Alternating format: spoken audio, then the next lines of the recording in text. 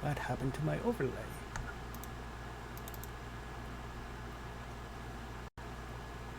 Well, the overlay is there. It's just showing a black screen, though. Hmm.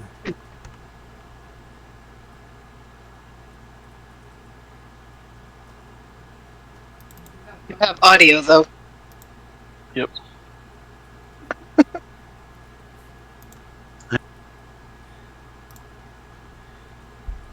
There we go. Yes.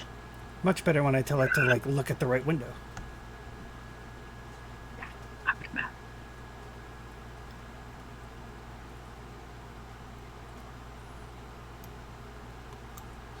Before we get going, to choose my spells, I do what again? On Foundry? Sorry, Twitch? In Foundry. When I want to choose the spells that I have memorized.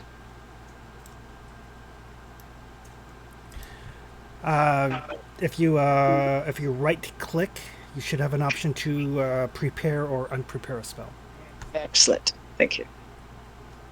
Oh, and that double bonus words for my skill checks, Chris. Yep. I was gonna add it to deception and performance.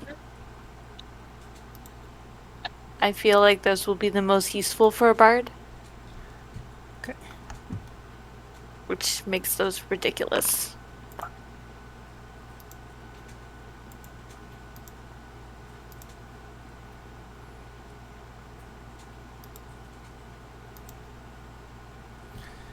There we go. Those are good. And you also get to choose a new spell of either first or second level.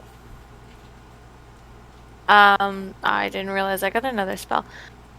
I will have to get back to you on that because I don't have the spells in front of me. No worries. Thanks. Quick question for everyone. Who all has shields? I do. Like weapon shields? No, like an actual just plain shield. I have no proficiency, so I do not have. I do. I do. Cool. I'm sorry, I'm still misunderstanding. What are we talking about? You don't have a shield. Or Yeah, can I you have- stand behind somebody? My shield I is have- my face. I have a new ability to use called Shield Wall. So for 1 minute, you and every ally who can see or hear you gains +2 AC as long as they are standing within 5 feet of an ally who is using a shield. Additionally, your allies wielding shields gain an additional +1 AC from their own shields. This includes you. That's That way we can help shield the party members a little bit more that don't have shields. I don't.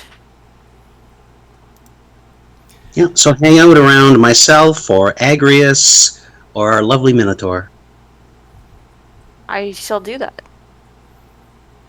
Thank you. Chris, just to clarify, there are 2 first level spells and 2 second level spells I have automatically regardless, and then I choose 5 others. Correct. Excellent. Done. Alrighty. So last time, you guys had journeyed to the city of Astoria, to undertake the quests that Versailles, the Oracle, had foreseen for you. Along the way, you met a Vinter who had mentioned his daughter had gone missing, went looking for some friends in the Old Wood. You agreed that, we're heroes, we'll help you out, sort of thing.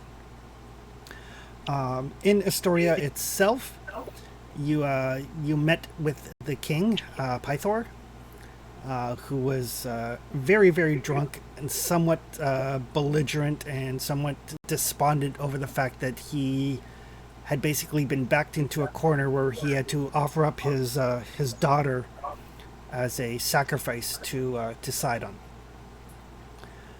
There was some concern from Sophia as to which daughter he meant, since it turns out that he is Sophia's father. You decided that it was perhaps better to talk to him the next day when he had a chance to sober up. He did unleash his fury upon Arathius, almost beating him to death, and it was only the timely intervention of Deacon and his shield that stayed his hand, indicating that perhaps antagonizing the drunken god of battle may not be the best course of action in the future. Deciding that you would let him sleep it off, you went to the Shrine of the Dragon to locate the Horn of Belmitra, one of the quests that you had been given by the Oracle, one of the great labors. When you were there, you discovered that recently the horn had been stolen, but there was a fairly obvious trail of wine stains that led out of the city and into the Old Woods. You followed the trail through the woods, encountered a young human female who turns out to be the daughter of the Vinter, who's being chased by some goat men. Not satyrs, far more goaty than a satyr, is like with the goat head and the horns and the whole 9 yards. She had mentioned that she had gone into the Old Woods to find some of her friends, and had encountered some unpleasantness at an abandoned temple, and was essentially fleeing for her life when she stumbled upon you. But emboldened by the group of heroes, she's agreed to go with you back to rescue her friends. Following the fairly obvious trail through the woods, you did in fact come to an old ruined temple. Just outside the temple, there is a circle of standing stones that made Agri feel kind of at peace, kind of welcomed. No markings or anything on the stones, though. As you started to approach the temple itself, you encountered some living vines that proved to be a slight hindrance, nothing more than that. And that, I believe, is where we left off.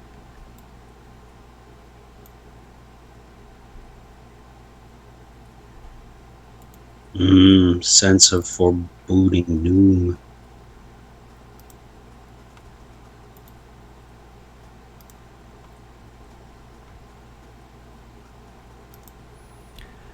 So, what would you guys like to do?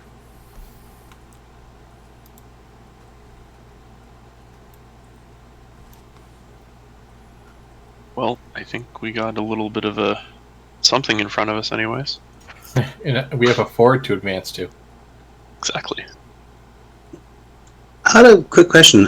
How long is a short rest? Short rest is about an hour where you just kind of like take a little bit of break, have a lunch, that sort of thing. Okay, gotcha. Oh, and quick question, Chris, just for purposes. Between sessions, I'm assuming we level up as we're going. We don't have to do like long rests before we get our abilities, all that lovely stuff. No, I'm fairly generous. Like when you level up, you know, the gods have seen fit to grant you with additional prowess and capabilities. Awesome. Gotta love those Ooh. gods. Excellent. I can take 2 attacks at some point in this game. Speaking of- 5th level. No, I already had it with Action Surge. Oh, yes. Speaking of prowess and abilities, I think I'm gonna take Bane as that extra spell. Can I return the gifts the gods sent me? The last one gifted me with 2, almost 3 punches in the face. Perhaps at some time you can. Maybe you need nicer gods. That's true. No. His patron's supposed to protect him, right?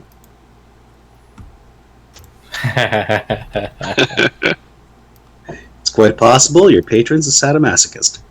So, question: what's the difference between a god and a patron?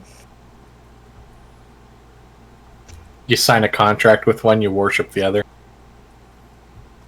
Fair enough. Dun dun dun dun.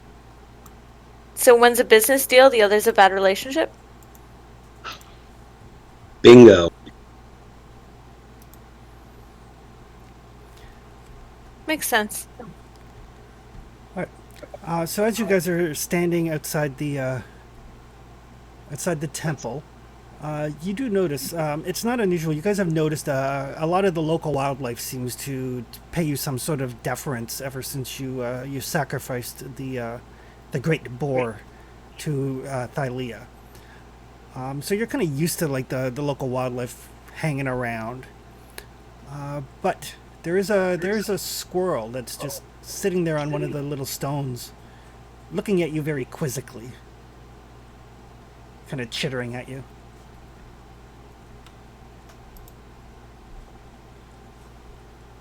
Oh, and me without some nuts. This one seems to like us extra. Might be a messenger. Maybe. Thylea is so far the only nice goddess I've met. Except Yes. for Demeter's a god, isn't she? Our other friend here? Krya? Nope, she is Right. merely named after one. Ah, sorry. That's what she keeps telling us. Yes. I mean, her namesake must be pretty good. I mean, it's like the god of bards. Right? So, Druid, Cleric, what do you guys think of our holy messenger? Oh, good. I thought you were just going to get classist there for a minute. I was waiting for it. Are you talking about the squirrel? Yeah, it seems to be extra friendly. Just kind of looking at you, chittering. I would attribute that more to the druid, really. Yeah, just gotta throw that out there. Does anyone know how to speak squirrel? Agri just kind of shrugs. There was a stretch of time I thought I did, and so I had a hell of a headache the next day. Didn't prep it. Late. Sorry, folks. I can comprehend languages, but I can't talk to animals unless squirrel counts as a language. It does not. If you I don't ask think a so. squirrel, it does, but if you ask a sentient, it does not. Alright. I do have handle animal. I will go up and try to feed the squirrel some of my leftovers from my giant plate of food. It'll kind of very, very meticulously kind of pick through to find the things that it actually finds palatable. But it's very meticulous. It it puts the meat over here. It puts the the other things over here. It Grabs, seemed almost... Okay, I'm gonna do a handle animal. Is that cool? sure. Before I ask this question. Will So this it's like- tell me if this seems more intelligent than a normal squirrel? It's like we have an OCD squirrel. Yeah, it is. It definitely seems to exhibit higher intelligence than a regular squirrel. I don't know, man. Have you seen the squirrels get through all the traps? Yes. It's amazing. That is quite the second video is awesome. And Okay, after it finds the food, it'll very quickly run up your arm and kind of perch on your shoulder. can you talk? I say to the squirrel. It chitters away. Okay, I don't understand what you're saying. Can you, tug my hair for yes and stamp your foot for no? It continues to chitter. Cool. Oh, you must have got it in the middle of a speech about how its chores were going. Maybe. Elena, you made a friend. I did. It likes me. Maybe it's because I kind of look like a bird with the wings. If anything, it should be afraid at that point.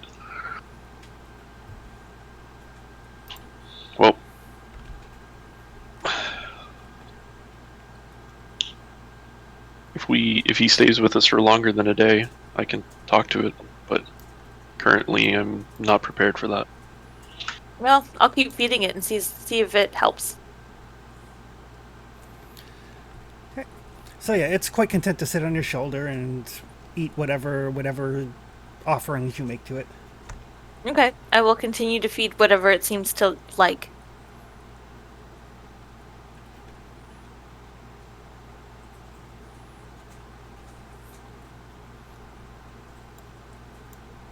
Apparently, they really like walnuts.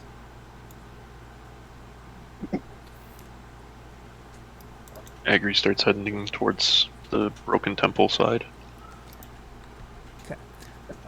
So yeah, as you kind of move forward, you can see that there's a couple places where the marble walls of the temple have just fallen in on themselves, and you can smell like kind of the wet, earthy smell of the forest, and you can tell that the floor inside the temple is largely carpeted with some like very soggy, very dead leaves.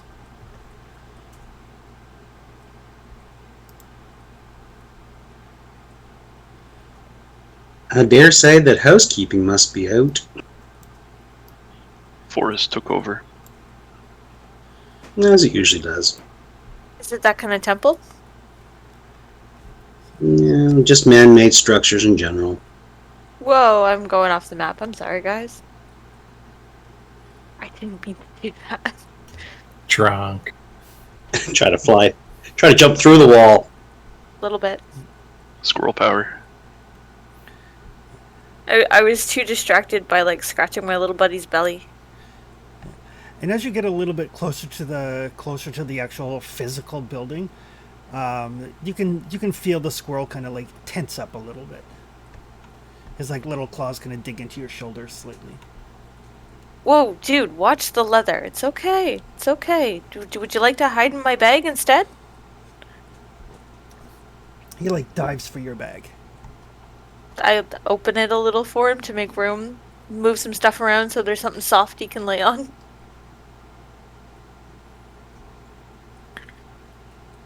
Don't eat all my rations. He looks up at you with his cheeks already stuffed full of stuff. Remind me to buy more rations when we get back to town. Right. So yeah, as you approach this kind of like main, or the entry that you see, the fallen down wall, Agri, since you and Arathius are in the front, you can see it is large chunks of the temple are definitely lying in ruin. But you see something kind of catching the glint of the light underneath the leaves. Over here.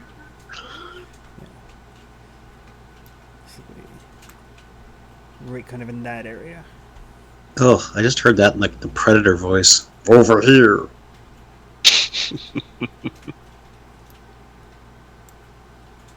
I mean, you're not wrong.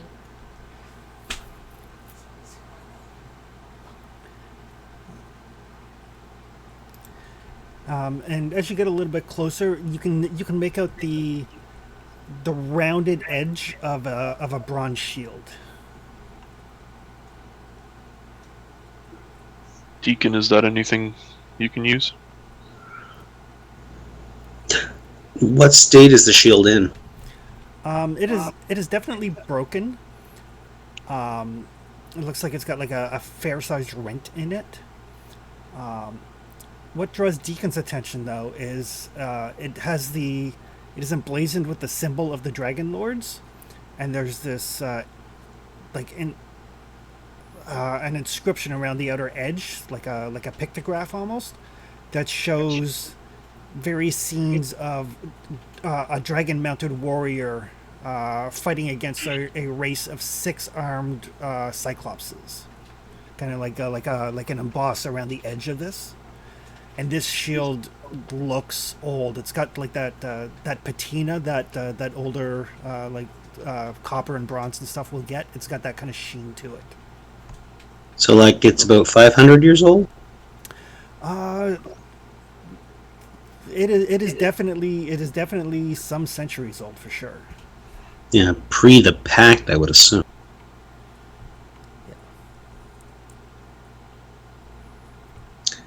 Well, folks, it seems we have a shield that, well, maybe go back to the entire battle with the Dragonlords based on the lore on the shield.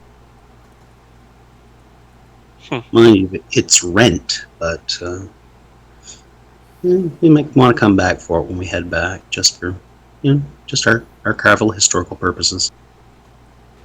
Is it too big to carry normally, even broken? I mean, I'm not picturing a ginormous shield here. Oh no, it's probably just kind of like mine, but probably a little bit bigger. Well, then just in case we're in a rush, why don't we just carry it on someone's back? We could do that. Yeah, you can easily. I mean, it's just a regular shield size thing. It's got a bit of heft to it because it's made out of like solid bronze, but it's nothing ungainly or anything of that nature. All right, I'll strap it on my back. And then Arathius, you can see that there's another like broken door, broken wall section kind of in front of you, and then what looks like an actual entryway off to the side. Yeah, it looks kind of like a pillar may have fallen through the wall there, but the door was on the side. Yeah.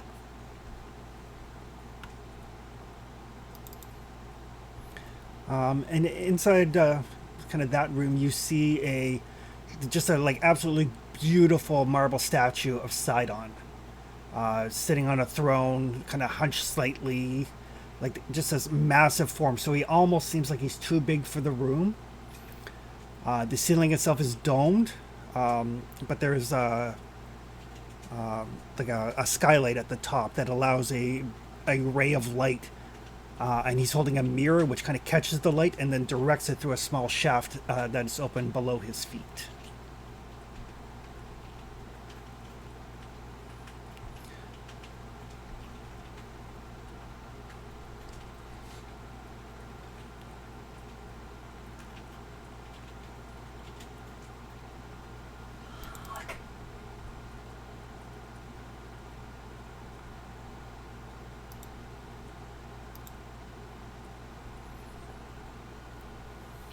Silly question, Careful. Chris. I can't.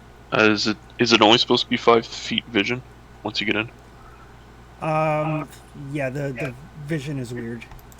It's because you don't have any dark vision, so. What are you talking about? Oh, that's why my vision's more normal, I'm guessing. So yes, the characters with the dark vision may notice that it is quite dark inside. Alright, Chris, I will cast light on a piece of jewelry I'm wearing. Just a note, Chris, I should have dark vision, and I can't see either. I can't remember if I do or not, to be honest.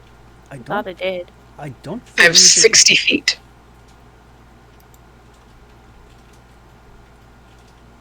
At least according to the character sheet. Minotaurs actually do not have dark vision. It's on here. Yeah, not according to the source book. You do have you have your keen snout, but no dark vision. So I think that's probably when I was making up the character. Wait, eyes are adapted to dark. Oh, it's because it's not written as dark vision. It's written as labyrinthine vision. Your labyrinthian vision. That's Weird. weird.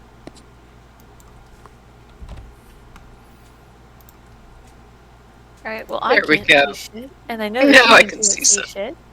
So, I'm gonna cast light on my piece of jewelry. Perfect. And I'm going to cast as cantrip, produce flame, and continue casting. Gotcha. Please do. I feel like I'm sort of a darkness motivated Polish mind detector.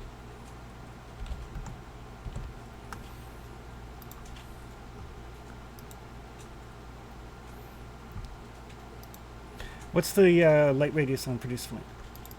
10 feet.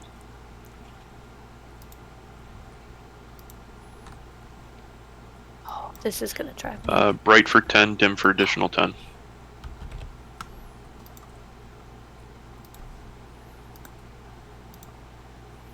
Alright, so there you go. So now you guys have some light sources.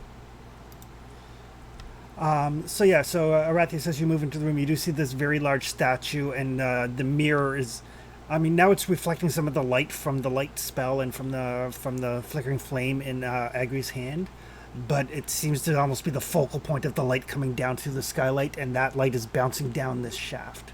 The shaft itself is only probably about 2 feet wide. Interesting. And now that you're closer, give me an intelligence check.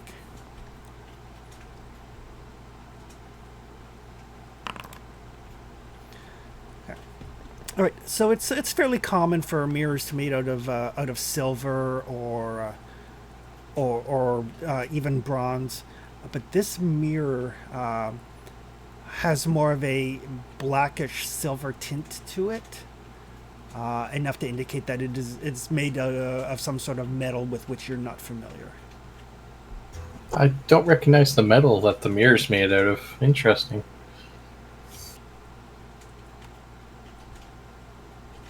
That can't be good.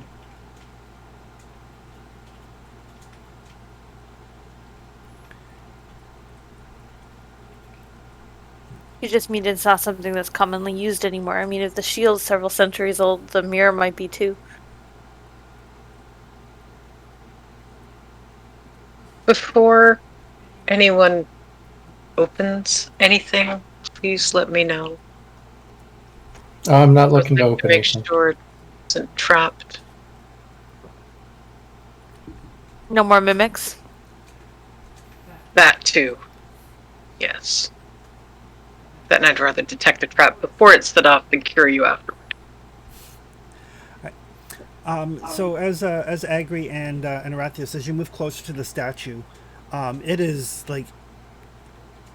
just absolutely remarkable craftsmanship. It looks very lifelike, almost to the point where you see those pieces of art where the eyes almost seem to follow you. You both kind of have that thing, but then you realize that you're on like opposite sides of it, so it's not possible for it to actually be following you. It just has that sort of craftsmanship to it. It's almost, the statue's so well done, it's almost like it has its own soul. Oof. Did we detect a trap on this? Well, let's hope it doesn't. Well, I wouldn't touch the mirror anyway, because it'd be desecrating a icon.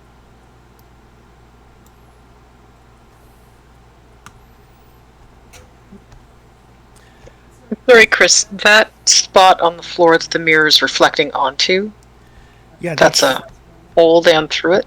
It is. It's a shaft about 2 feet in 2 feet in diameter, not terribly big at all.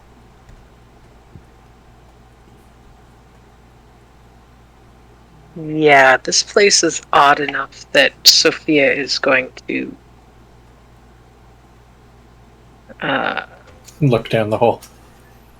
well, as much as she'd like to, she's not convinced her head won't immediately be lopped off if she does. So she's going to I think she'll cast Find Traps first. Okay. What's the range on it? So I'm looking up 120 feet. We could always throw But it a has to rope. be within line of sight. Okay. Drop We could something always- down in, like this. We could always put a rope around Helena and we'll just lower her down like a light source. I would take offense to that if I wasn't the smallest person here. Can you drop your light source down in? Shouldn't we finish exploring this floor too before we put anyone in there? Might be a good idea. True. Watch your Alright, footing. but you guys need to replace this necklace. No. Agri digs Not in his yet. backpack for a second and grabs out basically a torch. Oh, I was gonna say Agri can just throw his flame down the hole. His flame will go out. My light shouldn't. No, light lasts for an hour or until you cast it again. And Well, we're going to need your light here on this floor. and Sophia actually can give me a perception check with advantage. Ooh.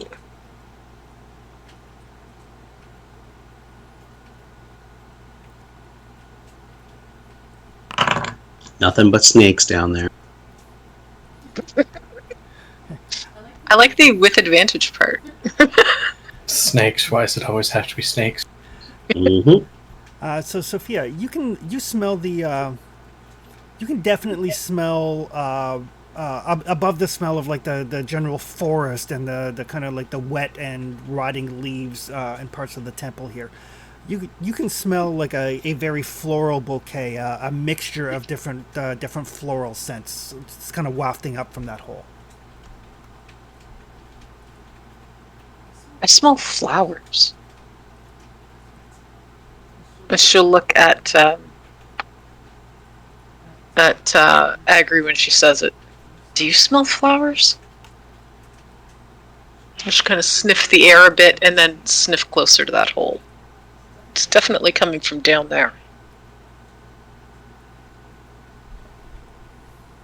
I shrug my shoulders. Yeah. Yeah, Agri takes a whiff. It's much it's very subtle. You're not entirely sure how Sophia managed to pick it up, but as you kind of like get down and close, you have to almost focus and kind of scent wise drown out the other smells, but it's there. She's definitely onto something. Mm. Yes. Let's keep going. And Arathius, as you kind of make your way around the statue, coming from a little bit deeper into the temple, you can hear this very faint but very steady dripping sound. Well, that makes sense. There's a pretty sure there's a standing pool of water on the other side of this hallway.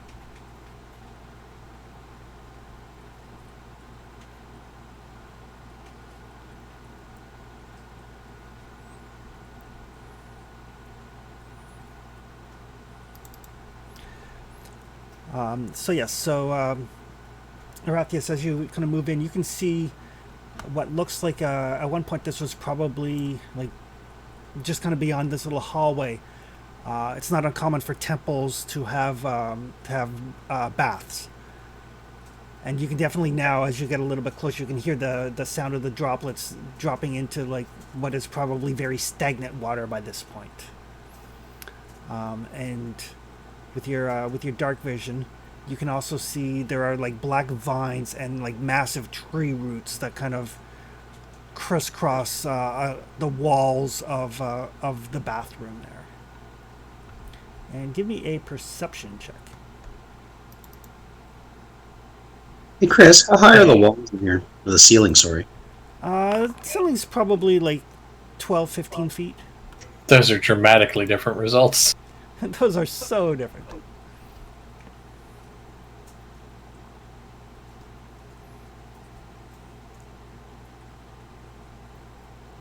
Just to represent the fact I rolled a 3, I'll move closer to the water. Okay. All right.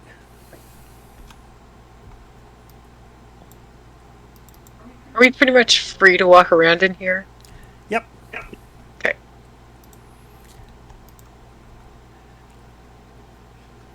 So yeah, you can definitely see that this was at one point the bath, and it is definitely a bunch of stagnant water. Like it's the sort of water that's been sitting there long enough. It's got that oily sheen on the top of it. Ew.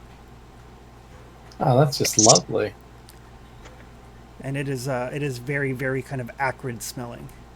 But you do see a doorway on the other side of the stagnant water. It's the only intact doorway that you've seen so far.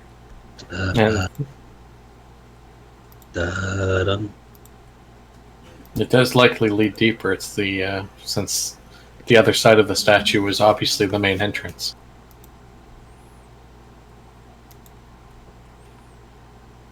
Da. Is there any way across shy of swimming? Oh, we can skirt around. Yeah, you can Can we? definitely skirt around. Okay. And as Sophia and Deacon, as you guys make your way kind of along that wall, you can see another part where the wall is just crumbled away, and you realize just how much of this temple borders right onto the old woods. Sophia will call back to everyone else. I'm going to walk just around the outside, and then I'll join you back at the pool Okay.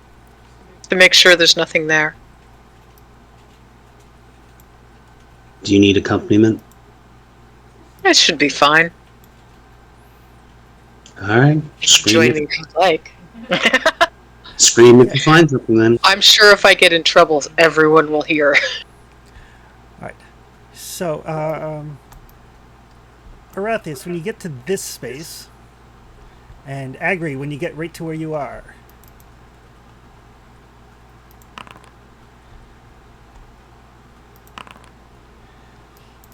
parts of the oily water kind of like slap out at you. Arathius, it just barely misses you, and as it slaps down on the stone and slops back into the water, you can see it's like seems to etch off a little piece of the stonework. And Agri, as you kind of look over, go like, "Huh, that's unusual." Another one basically gloms beside you, and just flops back into the water. Hey, Agri, try to light the oil in the water. And we should probably do some initiative here.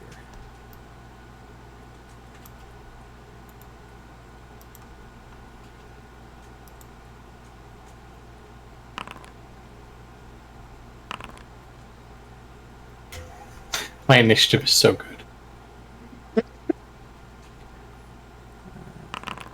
Oh, our old chart's still there. Apparently, it shocked me. Yeah, just give me a second. Apparently I forgot to clear out the old chart.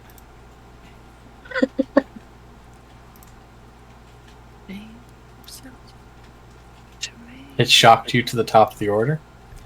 There, let's try that. There we go.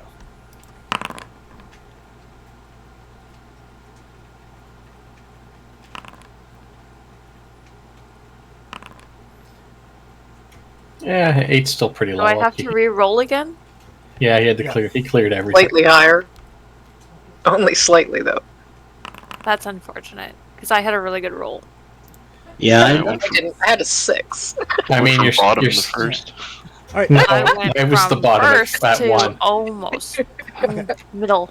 oh, that's what. Those of you who did roll better the first time, if you remember about your roll, I can change it. I had the same as Josh. I had a No, 21, it's okay. so It's okay. it doesn't I'd really be- move me that much. I'm fine. I'm used to the low numbers. Okay. All right. So This Kara, just feels more right. Kara's up first. She's just gonna move a little bit. Agri. Yeah, I'm totally taking Deacon's advice. I'm gonna take my Produce Flame that I've already got casted, and I'm throwing it at it. Okay.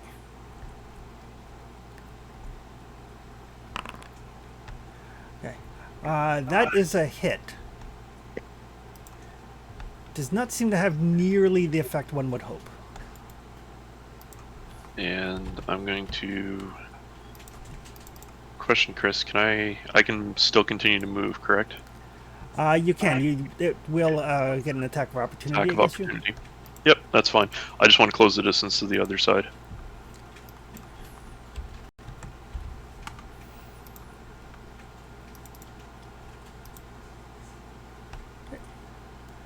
Alright. A 13. Is a miss. So again, it slams down with the pseudopod, and you can almost see the stone bubbling as it like retracts its pseudopod back. Helena. Well, Helena gives a little shriek of surprise because nobody expected tentacles, and she pops up into the air and flies over. I should still be in fly mode, I think. Yep. Okay. So I'm just gonna skip the whole tentacle thing and fly over. Alright. No problem at all. Turns out we're in a video game horror movie directed by Uwe Boll. Oh, God, no. As opposed to No one deserves that. a horror movie based on a video game by Yubel. No one deserves that either. I started with a number game earlier. I ran them through a variation on Event Horizon. So Oh, that's awesome. Cool. yeah, vastly underrated movie. Sophia. Well, given that the advice earlier had been scream if you need help, and she's just heard Helena yelp, he's going to run back toward them. So that's speed. Where do I find it? It's 40 feet. Is that on a run? You can move 40, and then you can use your action to move another 40.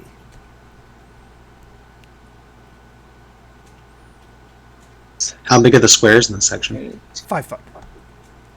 So her normal. Oh, found me. Not understanding that. Go around corners.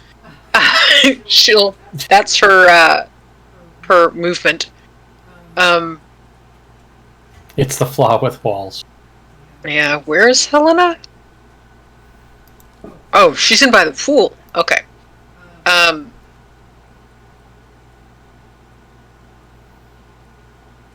Yeah, it's not quite far enough.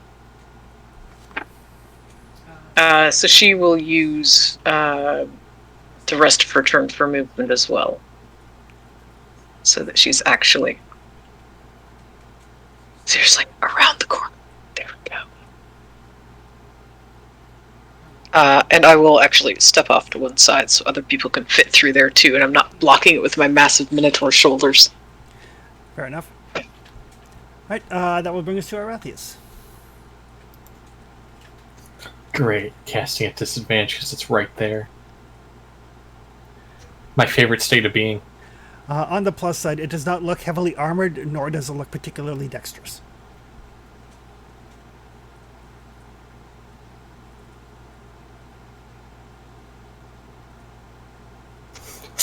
Lovely. Well, I'll go to my old standby and try and Eldritch Blast the one that tried to get me. Okay. That is most assuredly a hit, and it like rocks back. Like you see as the Eldritch Blast like slams into it, it kind of the Eldritch Blast basically penetrates into it, and then you can see these like reverberations through it. That seemed to affect it far more than the fire did.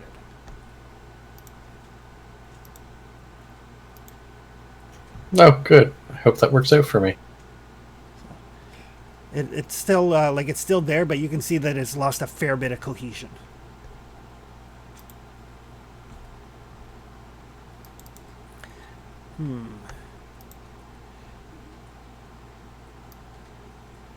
Helena flew, so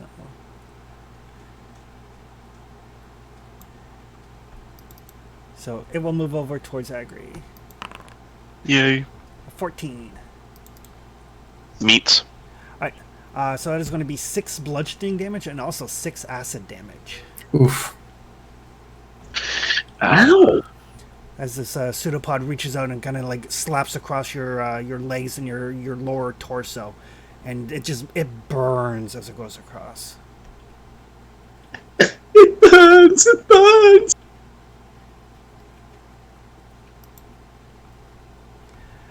Corinna. What did you guys give Corinna for weapons? Didn't. Yeah, she had her like bow with her. Yeah. So she will shoot the thing that seems to be. Well, she plans to go south, so she will shoot the south one.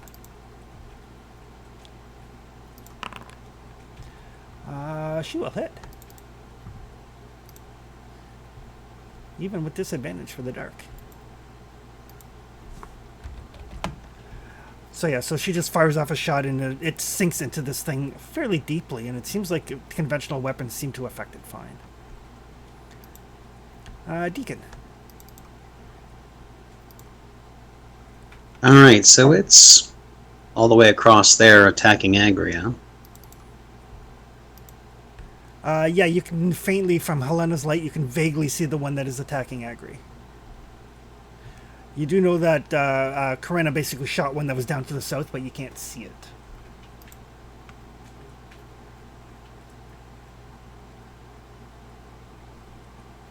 That sucks.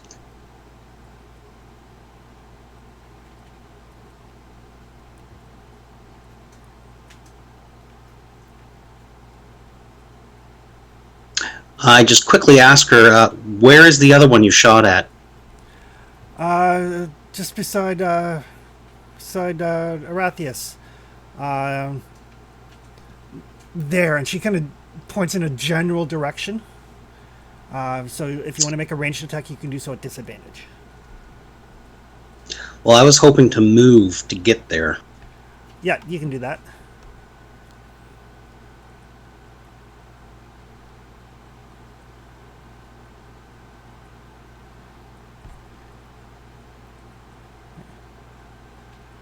Is there a diagonal I can go there? Yep. Yeah. And yeah, as you're about to take like another step, your foot like hits something slimy, and you're like, "Aha! This must be the place." Gotcha. Well, I stab at it with my spear. I'm assuming disadvantage? Yes.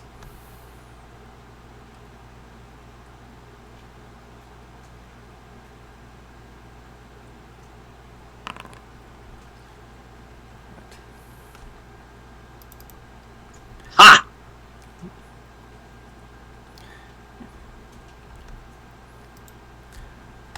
Right. So you stab and you feel something like that is not solid, but provides more resistance than water would. So you kind of jab down with your spear, and all the way through until you kind of like hit the bottom of the pool, basically. And as you kind of pull your spear back, it is sizzling a little bit around the tip. I quickly dip it into the water. Okay. And swish it around. And then bring it back up. Kyra. Kyra's like, you guys got this. I agree. All right. Well, question: drinking a potion, bonus action? It's a bonus action if you drink. Yes. Okay. All right. Popping a potion of healing, and then going to attack with my scimitar. Okay. So that will heal 2d4 plus. Yep. There you go.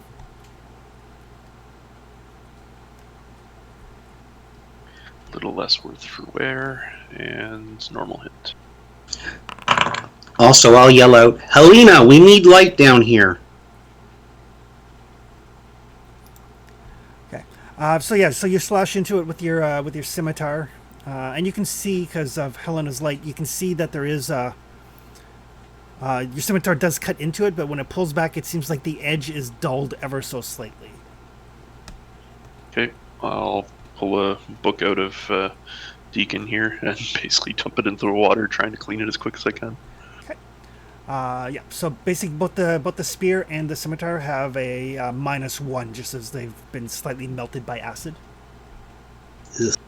Okay. Helena. Sorry, I should have already been over there because I flew. Why is my light not protruding into the next room? Because there's walls in the way. Oh, well, that would be why. But yeah, you are right beside a door. I get in the door? You have to open the door. Did we not open the door yet? Nope. We've been fighting oozes before we get there. There's so much going on the screen. Sorry, I'm having a hard time seeing things tonight. Yeah. You can with your mouse wheel. You can zoom in and out. Okay.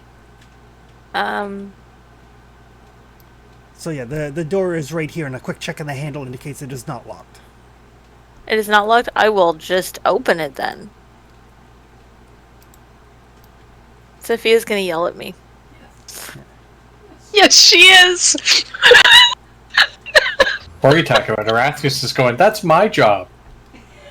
So Helena walks into the next room. So you do see a couple of things draw your attention. There is a stairway that you can just kind of barely see that descends down into the shadows. Over the archway of the stairs, there are 4 hideous stone statues, each of them appearing to be a 6-armed cyclops. That's not good. They are missing their arms, legs, and heads. Like one of them, I know it's supposed to be 6 arms because nobody makes a 5-armed cyclops. That sort of thing. Like, they're not. That would be But weird. if they're missing their heads, how do you know they're not a They're biclops or a damaged. triclops? It's very obvious they're all the same statue, but like 2 of them are missing their heads, 2 of them are not. That sort of thing. Hey, Deacon, what was on that shield again? 6-armed cyclopses.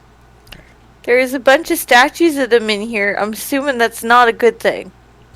And you do also notice that 2 of them have very heavily discolored by age bronze bowls in their lower arms. Don't Okay, touch anything. I'm not gonna. I'm gonna wait at the doorway. Okay. Sophia. Did I say about opening doors and checking for traps first? Ah, I didn't go any further. There looks like traps up that way.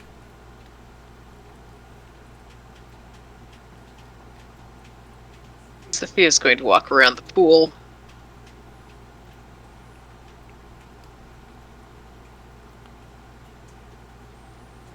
There. That's as far as she can get. Okay. Well, no, sorry. You said she could use rest of her turn for movement, and it was just another 40 feet, or? Yep, you can use it. Everybody gets their movement for free, and then you can use your action to move that again. Sophia will go in and to the top of the stairs. Kind of jerk back a bit when she sees the statues.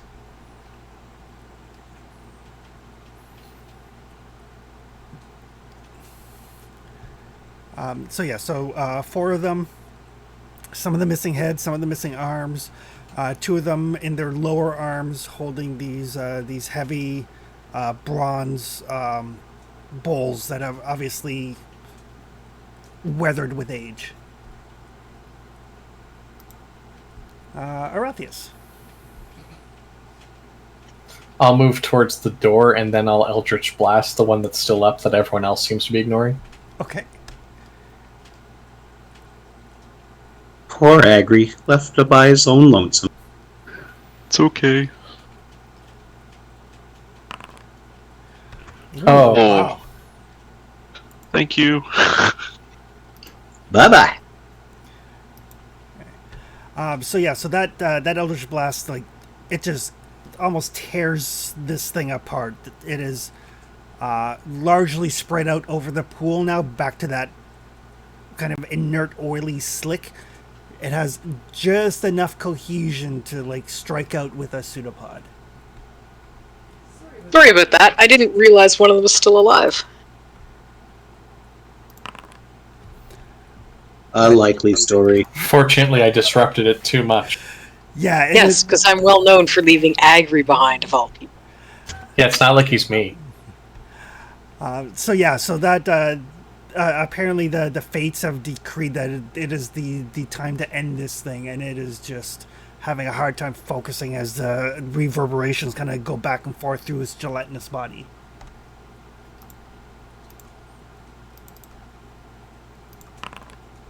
Corinna, however, The fates have Wow. decreed its time is up.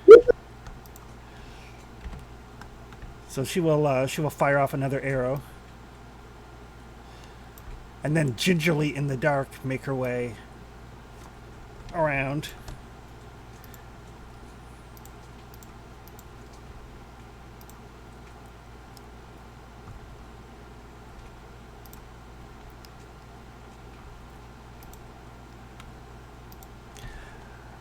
The rest of you can make your way around easily. The oozes, once dissipated, kind of like go back to that oily sheen over the pool, but it is, as you guys are making your way around, I mean, it's a very narrow ledge. There's times when you, like, accidentally, like, kind of brush against it, and it just has the same consistency as water now. There's no gelatinousness left to it. Yay! We drained the swamp. Ugh. Was that a campaign promise? I don't think that was a promise of this campaign. Not for this campaign, no. All right. We'll come to the swamp at some point. So now the rest of you can see these statues.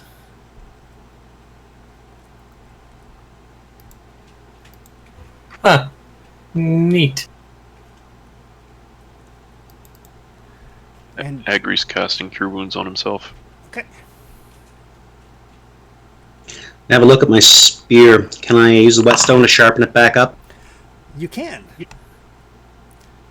Largely because whetstones are woefully underused in D&D. So yes. I will slide that back into shape, and then I'll grab Agri's and I'll do the same thing for his weapon Okay. Thank you. while he's healing himself. So for a properly trained fighter, it doesn't take long at all to hone the edge of a blade again. Cool, thank you. Are you alright, Agri, or are you still wounded? Good. Press on.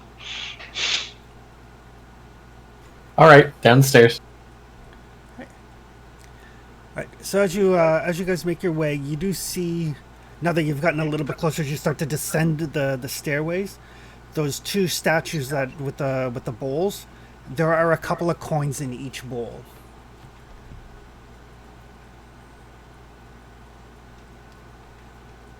They look like very, very old drachma. Sophia, could these be offering bowls? I'll put a drachma in each. Possibly. Can I do a religion check? Yes, absolutely you can. 51? Yes, these are undoubtedly offering bowls, and it is common that when you make an offering, you say a little prayer to whichever god it happens to be. Did we determine whose temple this was? Oh, Sidon. Oh.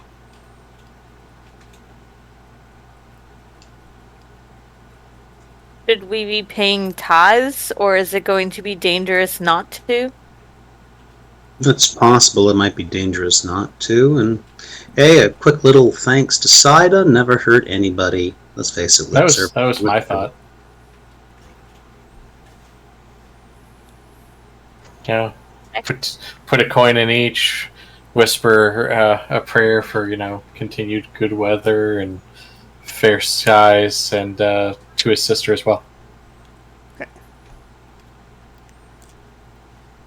Okay. Don't take me in my sleep. Thank you. Have a good night.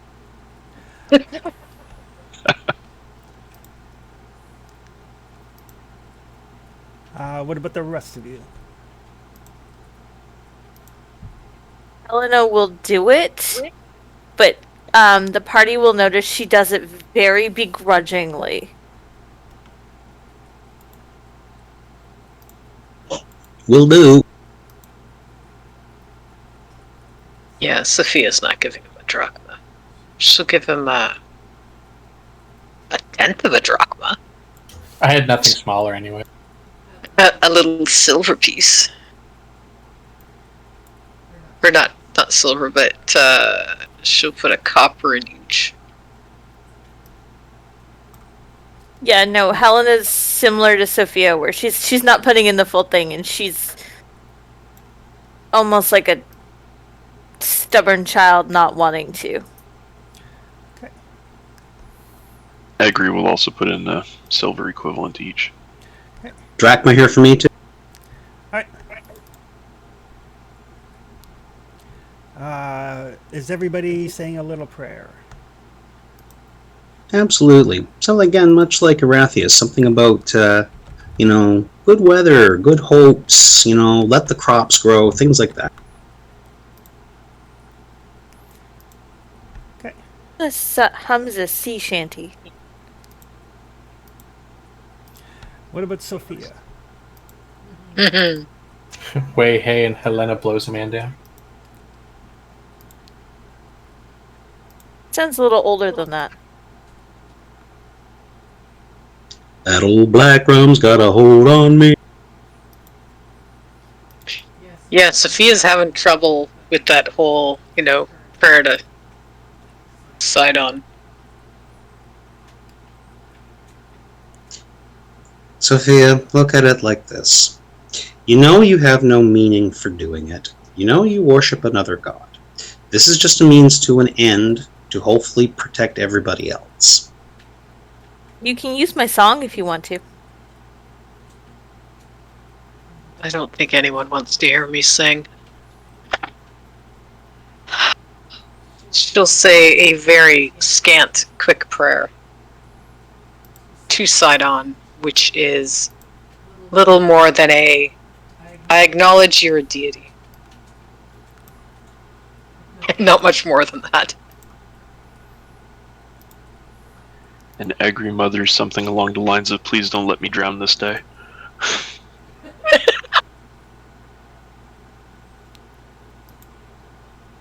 Or may the next swimming pool not have ooze in it? That ooze hurt. Alrighty. So with properly appeasing the Lord of or the Titan of Storms, you make your way past the statues down into. Da-na-na-na-na. Time for the big reveal. Womp womp womp. The stairway continues down, and then it looks like it moves into a more natural tunnel.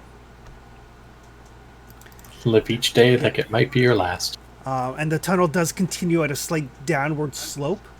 And periodically there are crafted stone archways supporting a low ceiling of very rocky dirt. And you do see that there are roots and vines penetrating through some of the dirt here and there, almost like a curtain of sorts.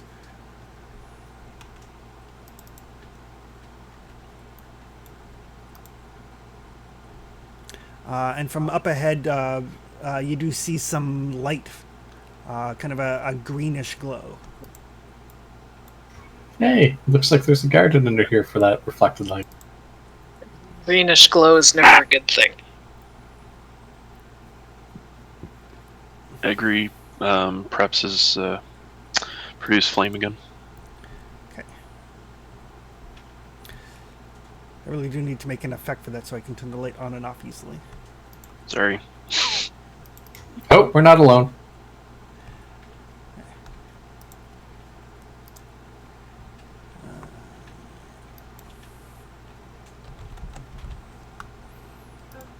We seem to be going, like when we went down the stairs, the tunnel leads out toward the forest or back toward the pool. It leads out towards the forest. The way it seemed, I just wanted to make sure. Yep. But yes, as you guys move forward, you do see a couple of those goat creatures again, and they seem to be chasing this young man in his like mid-teens, kind of chasing him around, yelling insults at him, telling him, and basically saying like, how good the exercise is going to make him taste, and so on and so forth. Hurts. Garbad is hungry.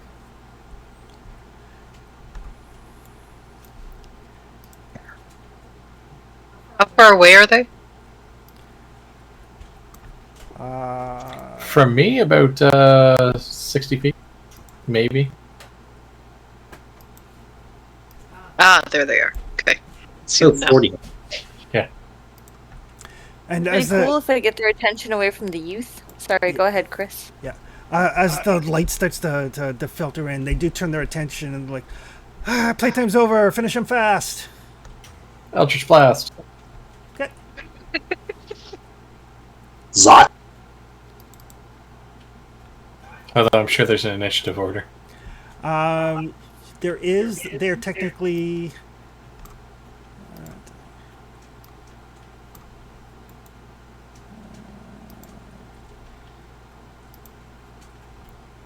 We need to re-roll.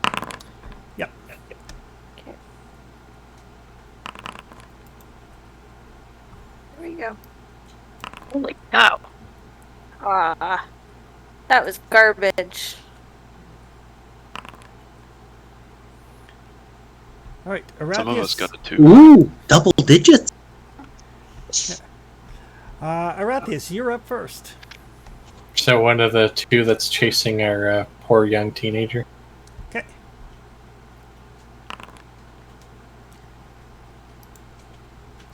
Aw. So yeah, so you launch your Eldritch Blast, but it just ducks out of the way just at the right moment. Sup, mother? Oh god, there's more. So as you move into the room, you do see down to your left a couple of satyrs and a dryad that are paying no attention at all to you. They're just like sniffing the flowers and like just kind of chatting to each other. Told you there was a satyr. Kyra. Kyra will move forward and she will do her Song of Heroism to give you guys rerolls until the start of her next turn. Sophia. Thea is going to move forward, blocking the way for everyone else. If you're Ghost. And then she's going to cast Guiding Bolt at one of the satyrs, the one here in the front. A satyr or a goatling, they're very different. Goatling. Yeah. Satyr's way off to the left. One of the nasty fellows who's chasing this poor child. Okay.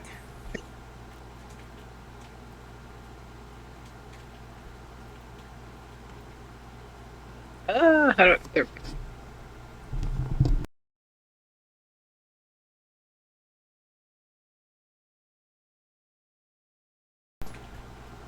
Well, damn shame you can't transfer damage. Right. Can't right through it to the other one. Well, I did hit the one in front, so Yeah, your bolt flies out and just like vaporizes that goatling. the second one is now splattered with the first one. Yeah, from over on the left, there is some applause and some oohs and ahs. She'll shout, "Let him be." The rat Morale is playing check, it was a morale check. tracer round. He fired a tracer round and then Sophia followed it up. All morale check. And from the back there, Corinna just lets fly with an arrow and drops that one.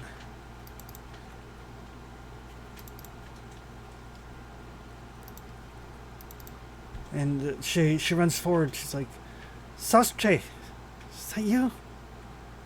It's like, "Corinna?" And he like runs over to her, and she's like, "Are you okay?" He's like, I thought you left us." She's like, I went to get help. Where are the others?" He's like, I don't know. I got free and I just ran, but meanwhile over in the corner the satyr and the dryad are doing a lot of like, "Ooh.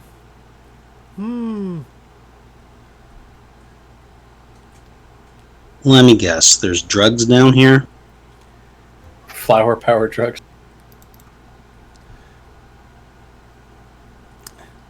So one of the satyrs calls us, is like, "You guys here for the feast?"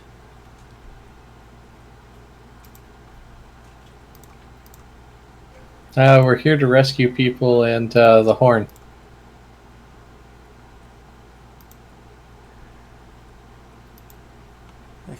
So the satyr comes walking up. It's like, he looks back at the other satyr and the dryad. It's like, "You two get started. I'll be there in a minute." And he kind of like walks over towards you.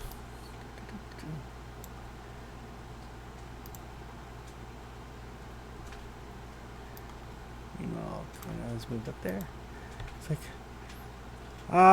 rescuing people, eh? Interesting. Interesting. Not really my thing, but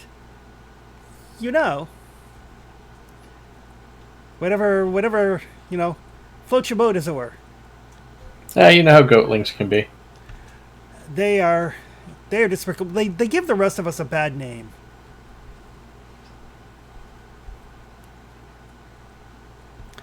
But yeah, Demetria, I don't think the feast is supposed to be ready for a while yet. I mean, personally, I'm not a big fan, but he kind of like whispers like on the down low, like, "The flowers here though are amazing." What's this a Good to feast know. of? Good to know. Oh, Demetria, she has a feast periodically. What does she feast on? I don't know. What do dryads normally eat? And then he yells back over his shoulders like, "Hey, what do dryads normally eat?"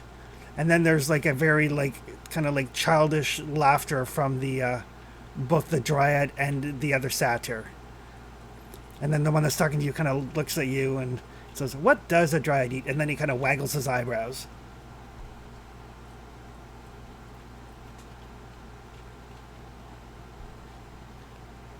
You had the feeling that he may not be entirely sober. We have had What a worse, shock. but not today.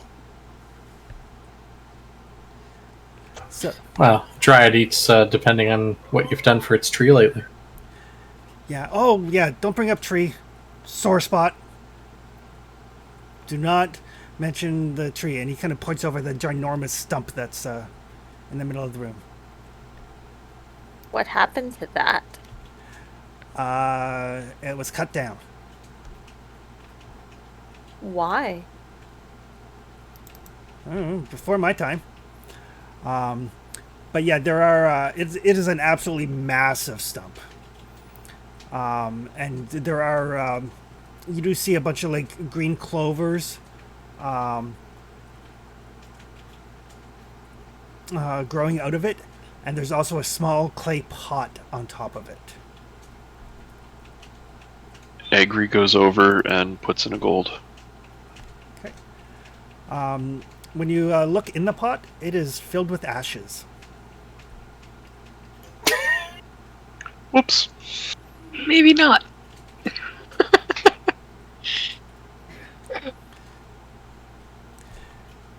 Anyway, you guys are, you You're welcome to come join us if you like. You're welcome to, help yourself. If you want to take any of the flowers for your own use, that'd be fine.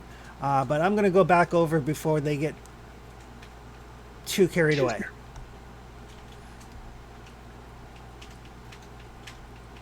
Does he look like he may have been deliberately injured? No. Because that one satyr that cut himself and then to lead us in the general direction.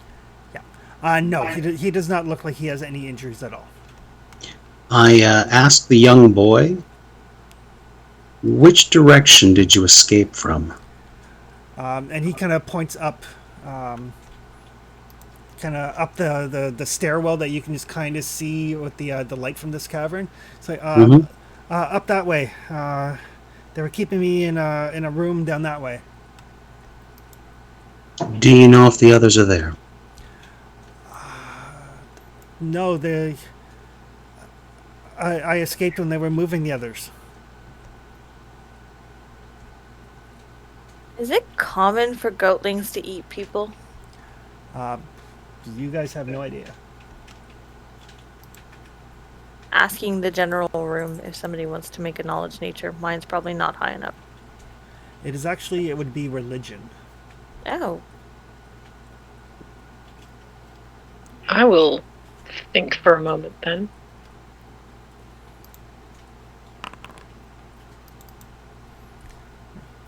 I'm going to guess an 11 is not enough. You know that goatlings are the children of Lutheria. Eating people is probably not out of the question. Well, they are the children of Lutheria, so if Just take them if children are on the menu, they don't send the menu back. I just say take them at their word. If they want to try to eat them, that's what they're going to do. I am simply concerned that they were talking about eating people and now they're talking about holding a feast. Arathius, as you're following along the stream, you can see down in that corner there seems to be a bunch of very euphoric looking humans, all in their like mid-teens, in a very euphoric state. There seems to be another section of flowers with some teens over here. How many more kids were you looking for? Corina thinks for a second. She's like, there was 6 counting. There was 6, and then I got captured. So, I don't know. I mean, I was just looking for my friends. There might be others, maybe.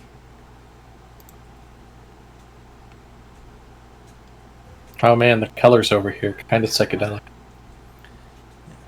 I wouldn't get involved with the flowers.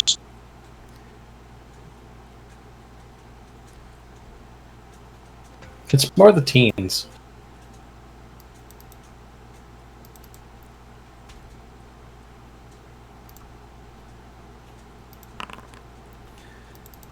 And as you guys are making your way down, a rock kind of comes out of the back, barely missing Arathius. The teens are like, huh? What?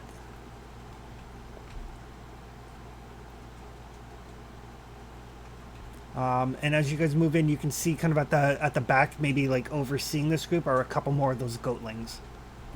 Hey man, what was that for? We're just here for the party. Deception roll?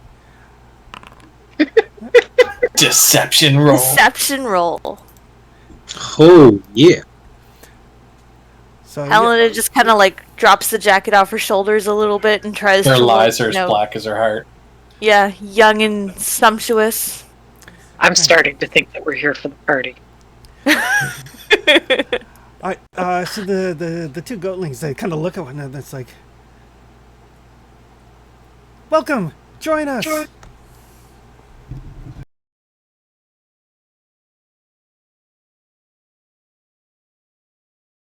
way into the teens.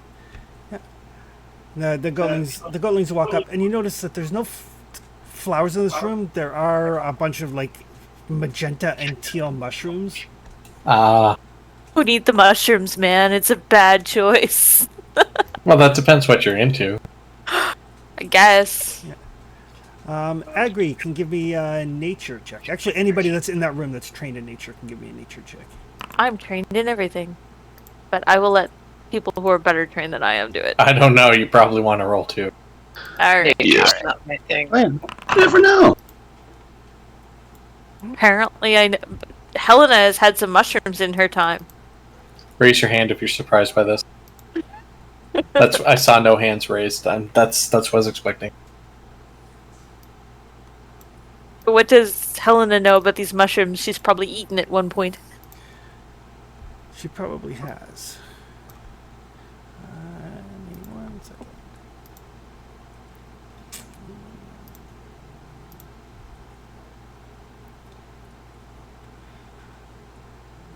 That is tricky. So you recognize these as something called Madon fungus. They are a euphoric, and you know that when properly harvested, they can be used to make a brew that loosens the tongue of individuals. So can I accidentally pass it to you? Yeah, truth serum. We are gonna want some of these. Made on fungus? Awesome. Yeah.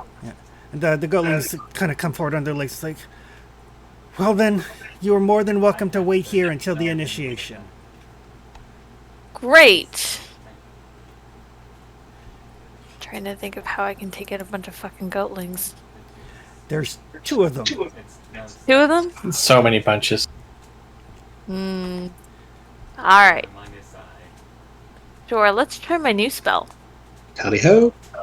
I'm going to cast Bane. So up to 3 creatures of your choice that you can see within range have to make charisma saving throws. When they fail that saving throw, makes an attack. Okay. Ah!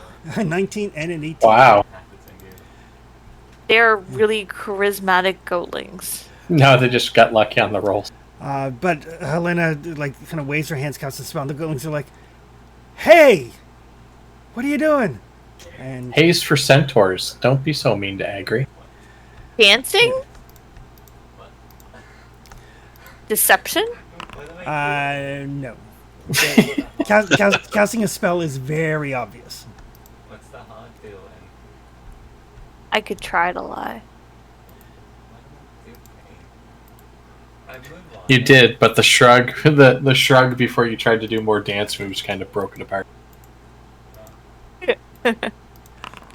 Right, so everybody may as well roll their initiative. Roll before initiative. before you kill these 2 poor goatlings. If not for Sophia, I'd say that they might kill us before we get to do that. Let's see. Nice. Deacon. Well, I'm expecting to get punched in the face first. All right, Hey, that's my job. Not Sophia, this time.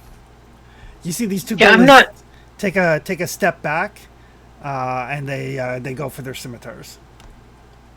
I'm not sure how many spells I had cast last game. So I'm going to assume that the one she cast now is all she can do until we take a rest.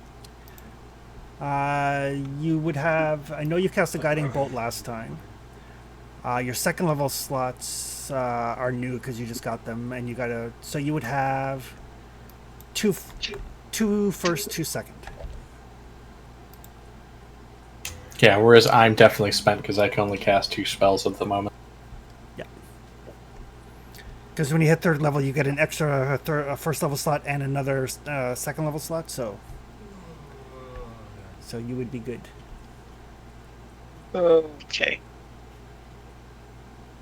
You do have cantrips, don't forget. Yes, I do.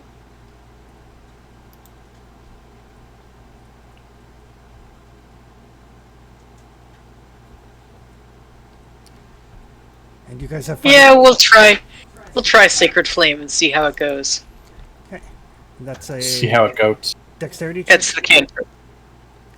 Dexterity save? Let me still check.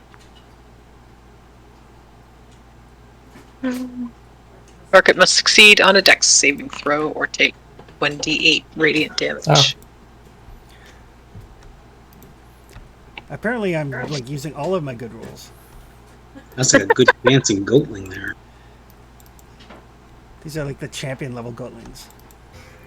It's the goatling that basically went, that's no dance. This is a dance. Starts fist pumping, and that's why Sophia misses. I'm the greatest of all timeling. So the one that's near Helena is going to lean forward and try to take a bite. Oh! Well, thank goodness it's not advantage. Yeah, but it does take a chunk out of your flesh for 5. Ow! And the other one, that's a warm up for later. Wow. I see. So yeah, so the two goatlings, you see them basically, they just like lean forward and like take chunks out of Helena with their teeth and kind of like slurp them down. I guess that answers my earlier question. Yeah. That brings us to Deacon.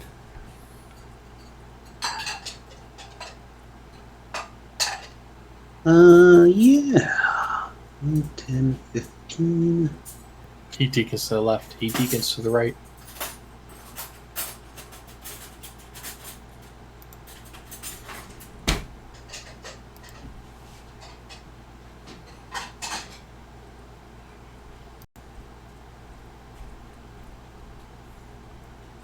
There. Max move. Will smite with spear one in front of me. Okay.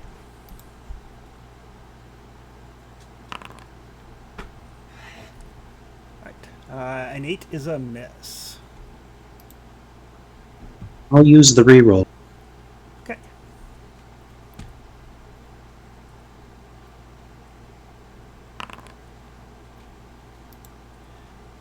Much better. There you go. So yeah, you just like run him through with your spear. Goatlings do not seem to be very robust individuals. Good. I agree. Alright, well, I'm just going to scimitar this poor little goatling.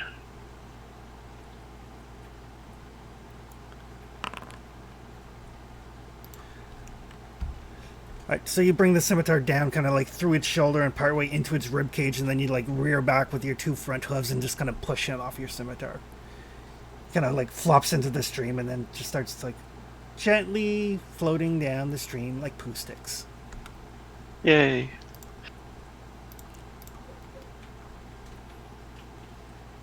Oh. So, do we think we can get these stoners out of here? Hopefully. The fuck's like... Are you... You said you were here for the initiation. What? We are totally here for the initiation, but the initiation's been moved outside. Outside? Yeah. You know, into like the fresh air and nature and a much more open space. We realized we had so many initiates, we needed a bigger spot. Deception.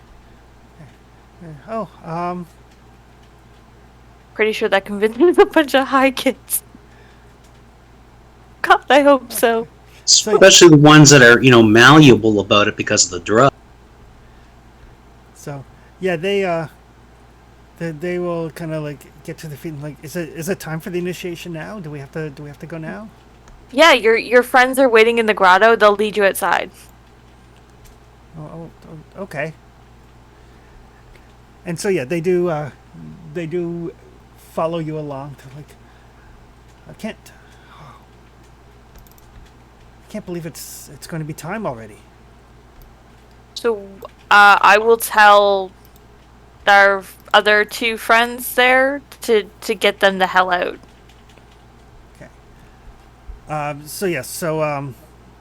Corinna will definitely help to lead the folks away, along with her friend there that you guys rescued. And she does recognize a couple of them. She's like, okay, come on. You know, Kyra's like, okay. I think she's got that. She seems to have a good head on her shoulders. Probably takes after her father. She's certainly not a bad archer.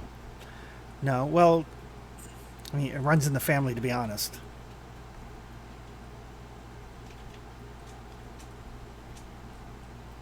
You know, you wouldn't know to look at him now that he's, retired to the vineyards. But her father was quite the archer back in his day, and his father before him, and his father before him, going all the way back to the Dragonlords. She's You definitely could have used a bow like yours at the Siege of Norn. so she. I don't know if she's aware of her lineage, but she's one to keep an eye on for sure.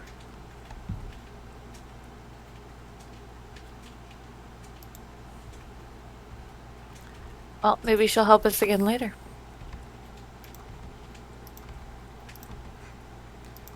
All right, now her primary task is getting these kids out. And it's not easy considering the minefield we just walked through. But we cleaned it out. She's like, it's okay, I can do this. Worst case, we'll meet you in the upstairs in the temple area. We won't go out into the woods until you guys come out. Yeah, hang around the door we came in. I will. She will stop momentarily to like take the arrow out of the goatling that she dropped. And yeah, you can tell like the way she does it, like it's not just that she knows her way around the bow, but she knows like proper technique, like she pushes it through instead of pulling it out. I like this girl.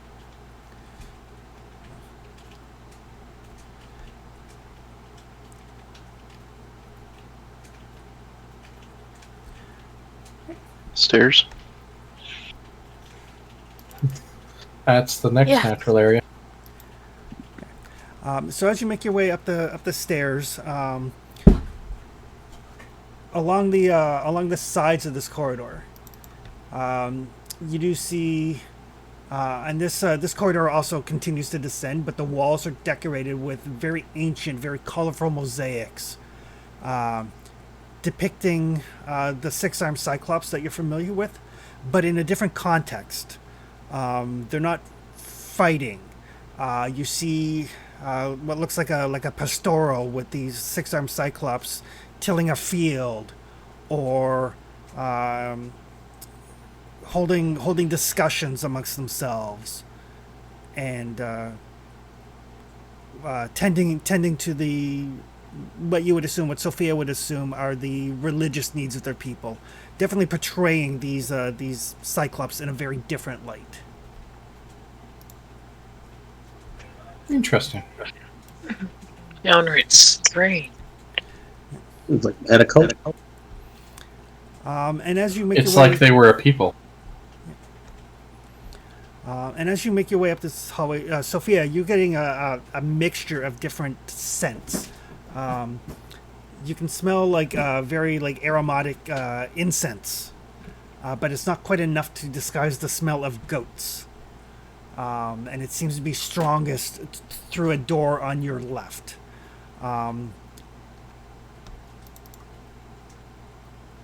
There are goats and flowers up ahead. Yeah. She'll tell everyone else. I think we might have found the goats. And from inside, as you kind of stop at the door, you can hear what sounds like a very soft, like a soft singing.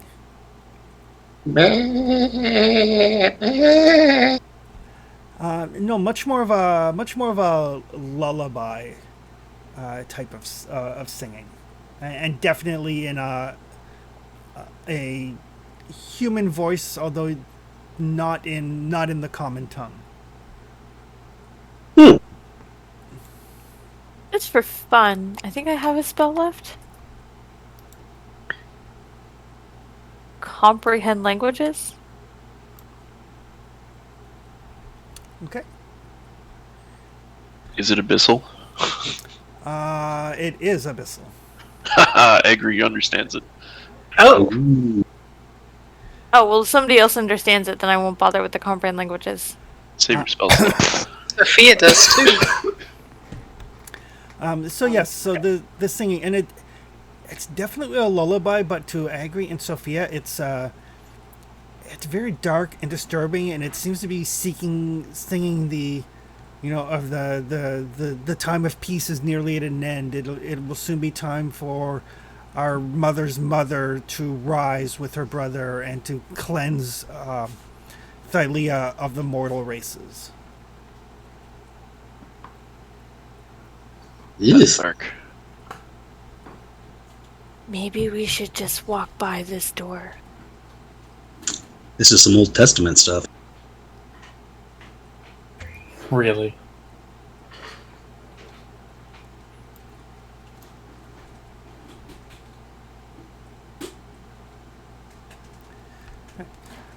So yeah, you guys can make your way past. Nobody comes out to say you anything.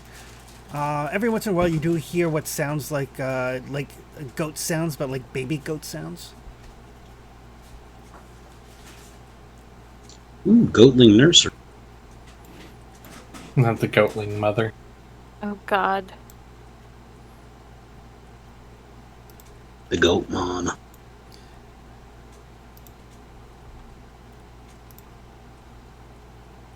Helena kind of rubs her arms where she was bitten. You all right? Yeah, I took a couple bites from the goatlings. They didn't believe my lie when I tried to cast a spell and then lie afterwards.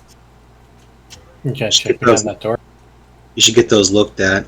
You don't want them to get infected. Oh, I will. Don't have a spell to cast. Oh, Yeah. injured as everyone else right now. Not a scratch. I think I'm the only one, am I?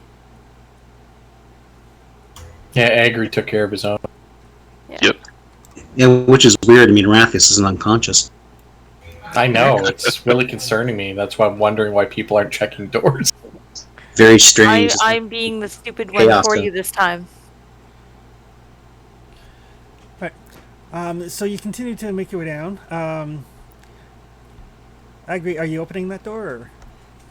I'm listening very intently on the other side, just to see if it sounds similar, I guess, to the one on the left. Give me a perception check.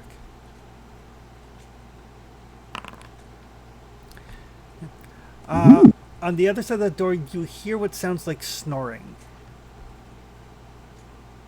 Like, it's gonna be awkward. Abyssal snoring or common snoring? It sounds like snoring. Okay. Goat snoring. Yeah, I'll just continue past. Okay.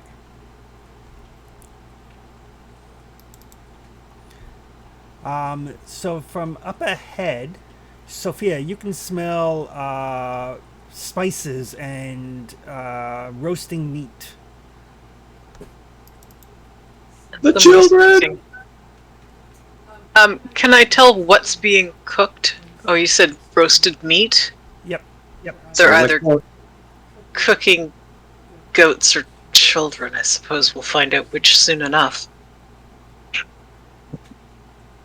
I smell food, I say as I open the door. So inside, you do see two goatlings preparing a feast. There are the butchered carcasses of 4 teenage boys, obviously being prepared for the feast. I guess that answers the question of what they're roasting. And they just gonna look over. It's like, it's almost ready. Go down to the feast hall. We'll bring it out when it's ready. I want some now. Long pork doesn't keep. Too many cannibals in 1 week. It's not cannibalism for them. That's true. That's very true. Yeah, if it were like mutton or something. Am I getting my pound of flesh, or are we moving on? Oh, I don't think we should ignore that. Pound of flesh. Egri runs past. It's like you want a pound of flesh, just grab a piece off the carcass and run. Initiative it is. Well, you guys can basically get the jump on them, and so unless you guys all bone your rolls, this is going to be over pretty quick. So we'll worry about the initiative if it actually comes to that.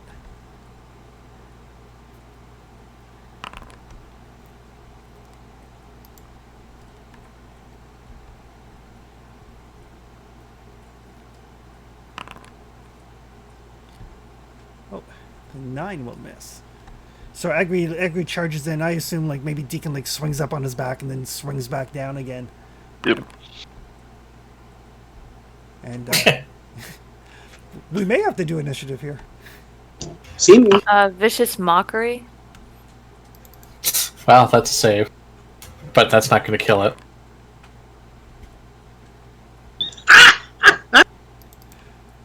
Is there enough room here that we can get inside the room? Oh, you can go right Yeah. through. Yeah. Okay, good. Oh. Please finish this one off. Yeah, I have enough movement. I'll duck. Oh my god. Whoa! Oh, Ouch! this is embarrassing. New mace. Don't know how to use it yet. Gotcha. New mace who dis. Oh, that was terrible. Holy cow. No pun Literally. intended. All right. So yeah, you guys are actually going to have to roll some initiative here.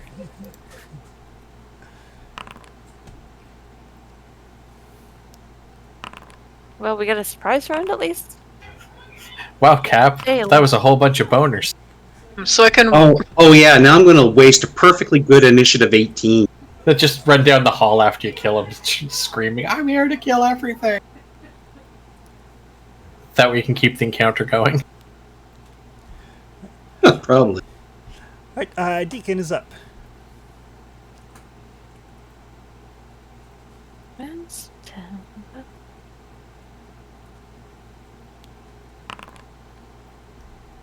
This time for sure. Stuck piggining. All right. So yeah, you bring the spear around and like through its shoulder, and kind of like skewer it to the counter and pull the spear back out. Well, at least it didn't get a turn to yelp out.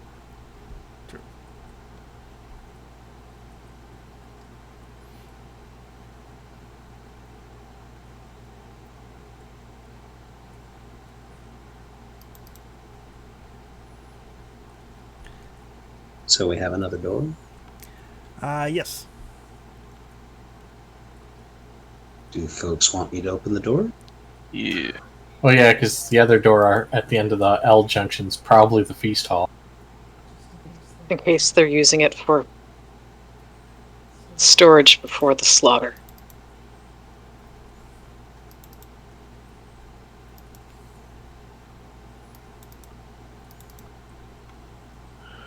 Oh, Agri will actually go over to the food that they're preparing and try and figure out the easiest way to spoil it. Throw it back in the fire. Yeah, it's basically they're in the process of prepping it. So if you don't cook it, obviously it will spoil over time, or you can just throw it in and let it burn, sort of thing. Oh yeah, no, I'm thinking more along the lines of those goatlings we just finished is going straight into whatever they were cooking. Take a good dump on them. Yep, there you go. Yeah, throw it all in the fire. Yep. So what do we see behind this door? Erathius. Yeah. Yeah, there's a corridor that goes. There's a door on the left, and then the corridor hooks down around. Oh, that's a nice bed. So when you open that door, it is a lushly appointed bedroom, covered in rugs and silks along the wall, and a beautiful red bed is carved from living oak in the center of the room. Living oak, that's awesome. And there is a like foot locker at the end of the bed. I bet that's traps. Do we want to try to open it? Please I want to don't. try to open it. Will you let me check it for traps first, or are Yes. you feeling particularly daring right now? I am the most injured right now, so no. Go ahead. Ah, thank you. I'd like to point out all of my injuries sustained thus far have been from talking.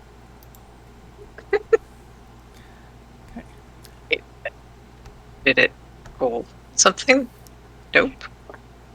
Yeah, no, well, it just pulls up because there's no roll for find traps, but it'll pull it up into Okay. chat what it does.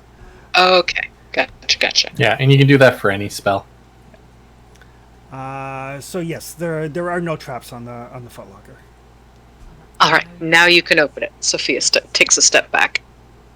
Sweet. I will open the footlocker, or attempt to. Is it locked? It is locked. Okay, I will... What is it? Sleight of hand to open it? It is a thieves' tools if you're proficient in thieves' tools. I am proficient, but I don't know if I have any. Let me check my inventory. I do not have thieves' tools. Does anybody have thieves' tools? Egri smiles and looks at his scimitar. He has That is not a Arabian thieves' thieves' tools. tool. He has I do. Arabian thieves' tools.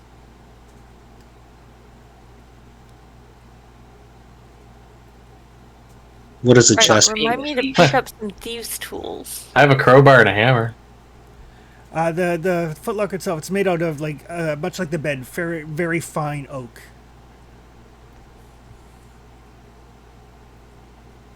Could just strap it to his back, to Agri's back, and take it with us. Dagger to pick the lock? You can make a dexterity check. Okay. Is it just the save? Ability check. Oh, okay. Oh, so I'm rolling with my modifier then? Yep. Okay, cool. All right. So Helena kind of gets her dagger out, kind of like jams in there, and like, pops it open. Almost looks like she might have done this before. Inside here there are some various odds and trinkets and things of that nature. There's a couple of necklaces. There's some rings. There's a variety of different types of gems. And a tome, bound in leather. Can I read what the tome says? You can. It is a magical ritual that describes the process of transferring a human woman into something referred to as a Maenad. Oh shit. Well, that sounds bad. Dump That's- everything into a bag and That might not be good. Hey guys, I show everybody the book. Opinion from the religious leader here. This is bad, No, isn't no. it? For the sake of the gods, just don't open it. You have to perform the spell to make it work. It's not just looking at it. Not the time. We'll just put everything into a bag and we'll take it.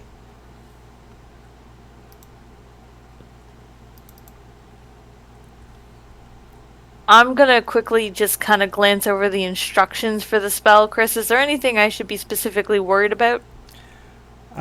Nope. But make a religion roll. Okay.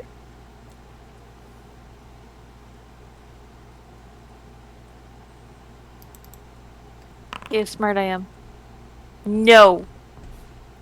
I am not smart. No. This is a better question for Sophia, not me. I'll take a look. Okay. Sophia can make a religion check. I do enjoy when people tempt the fates. I was trying to show it to her. So there is it is very much a ritual explaining this process. But what draws your attention as someone who has studied various religions? This ritual was written by Lutheria herself. Sophia will. Who's holding it right now? I am. Yeah. Okay. Sophia will sort of back away, lift her hands away from it. That was written by Lutheria. Not for her. By her. Like I said, this is bad, isn't it? Then why are you reading it This is instead of bad. packing it away?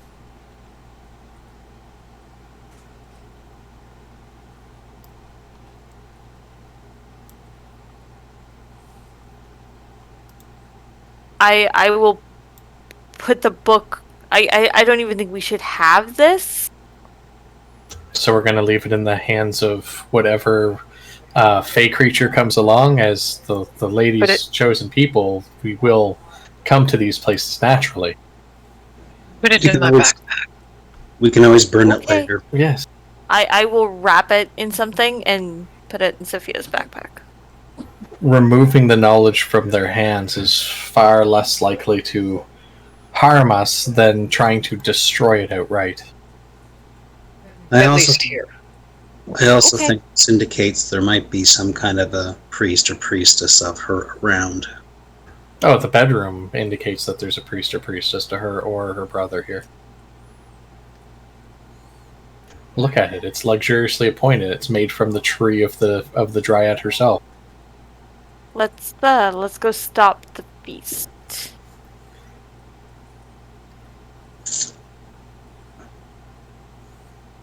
I'll dump the contents of the small chest into my backpack. Okay. We can worry about whatever later.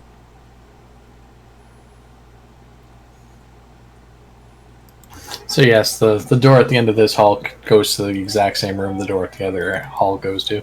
This one will be just more likely to draw attention because it comes from the kitchen. Awesome. Well, let's go draw attention to ourselves. You ask, I deliver. Casting. Oh, hello!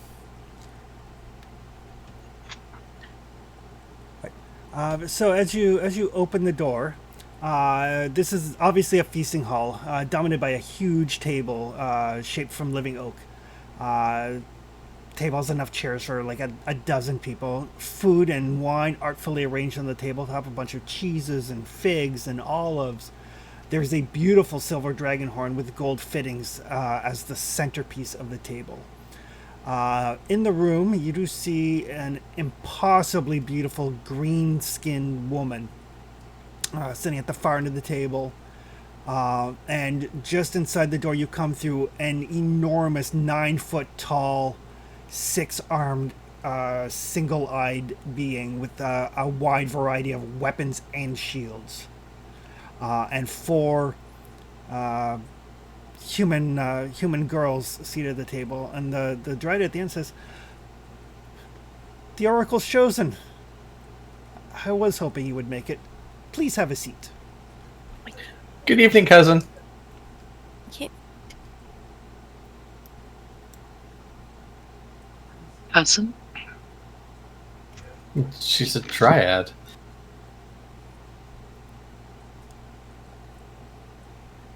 And you do notice on the table in front of her, she does have a very elaborately carved short bow, just like on the table in front of her. It's like, I had heard that my sister had found heroes. It is a pleasure to make your acquaintance.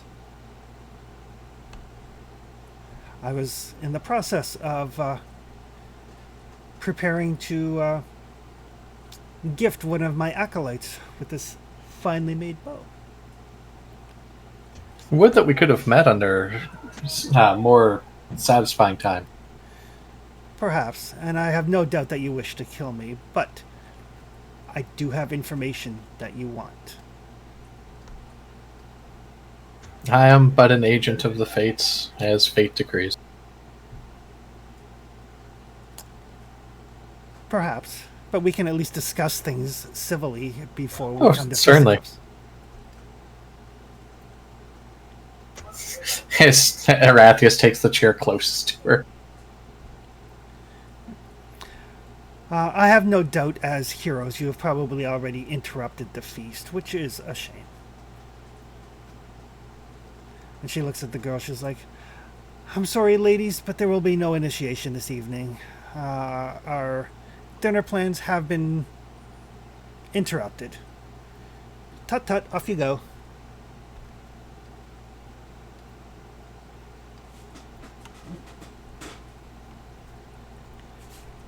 So you have been chosen by the Oracle.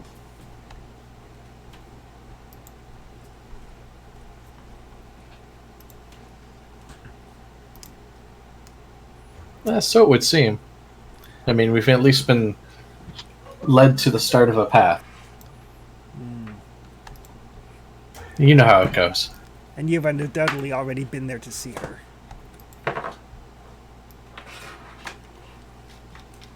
And she has undoubtedly laid before you this grand plan as how you are the chosen ones to defeat the Titans. It's more like some hopes and desires as opposed to an actual grand plan. I see. I see. Mostly just trying to reunite a father and his daughter. Oh, that is a worthy goal.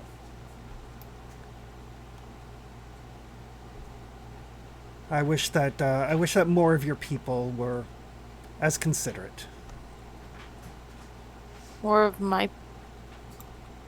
Like me specifically, or like heroes in general? Heroes in general. Oh. And she looks over at Agri. She's like,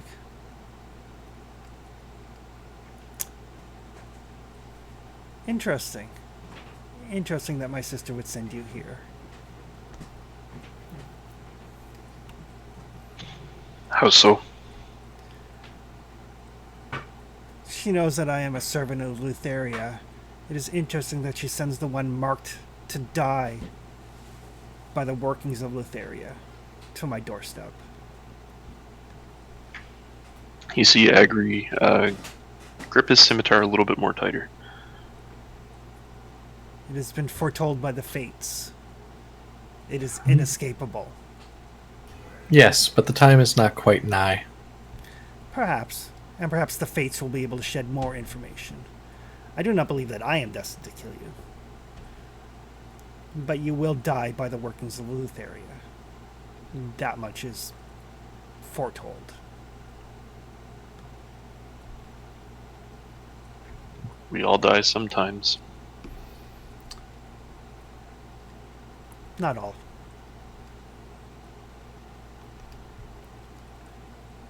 This is true.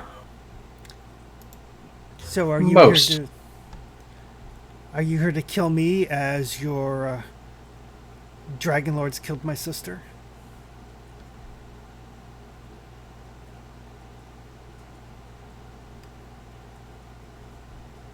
I mostly think we just need the horn. Am I not mistaken? The horn and the rescue of those we've already rescued was our main reasons for coming here. I think there was something else, but I'm not positive. But I mean, if you really want to pick a fight, we can pick a fight. And as you're having this discussion, and she's kind of gesturing with her hands, Deacon, you notice that one of the rings on her fingers has your family's crest on it.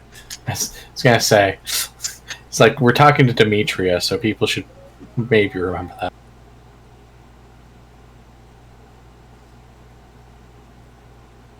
So, Lady Demetria, how long have you been here in the Mossy Temple? Centuries. I retreated here to care for my sister after your precious Dragonlords cut down her tree for their boat. Well, they're not my precious Dragonlords. I'm relatively new to the scene after all, and well, I come from the skies above. Heroes are all the same. It's just a matter of time until Sidon and Lutheria wipe you all out. Well, as is their will. The Lady of Dreams only gives so many people so long to wander these earths.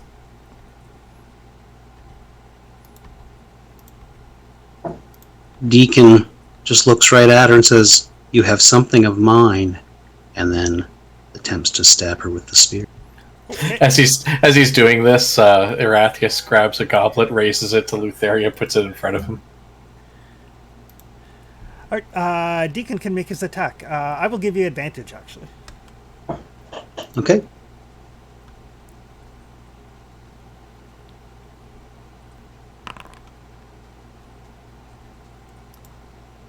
And just like that, the fight's picked. Yay! So yes, so you whirl around and you jab your spear deep into her.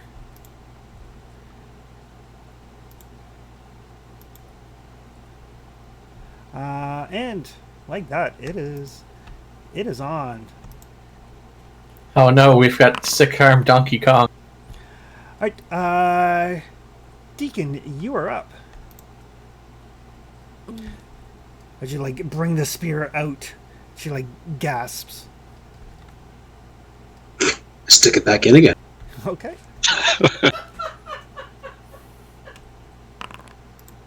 Well, since you need this to live, jab.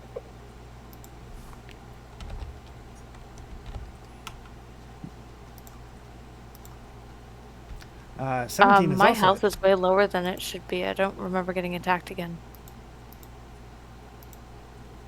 I think you might have accidentally clicked the apply damage on one of those rolls earlier. So yeah. Give me a sec Yeah. here. Everybody should have. Wait. Give me a sec. Oh yeah, I took damage too, apparently. We all took damage. From what?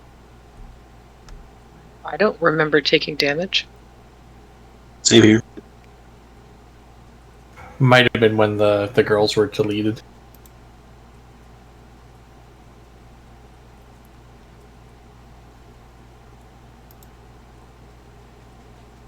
There, that should put everybody back to where they should be.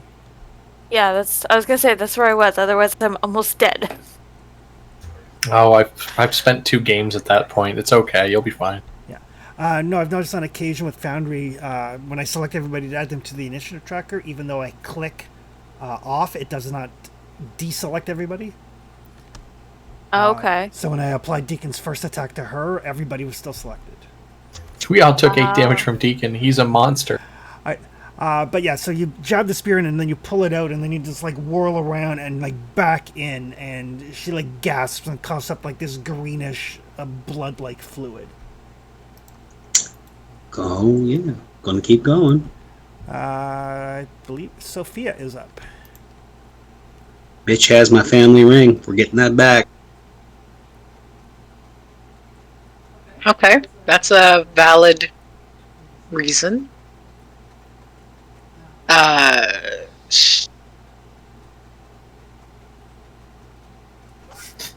I'm sure So- Agrius wanted more details on his fate, but hey, the ring. It's okay. I will not die here today. It's best that he lives in ignorance. Sophia's going to try using her crossbow, Okay. since I haven't yet. And that might be why. Okay. Click, click, click, click, click. Ding! Deacon ducks like, what the hell? Sorry, not you. Helena.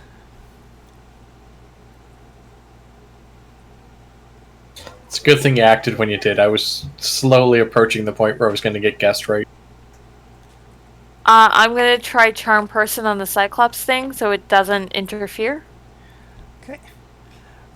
You mean the Geigen? Yeah. It has no effect. His name is Gary. None. Oh. Yeah. Great. That's horrible. He's immune to my guys. Yeah, a lot of that species are immune to those things. That's unfortunate.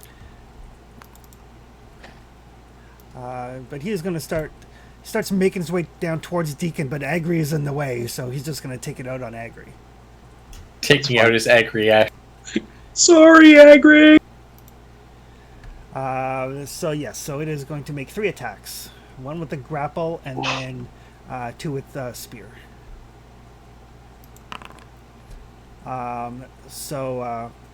Grapple is actually, despite what this says, grapple is not an attack. Grapple is actually an athletics check.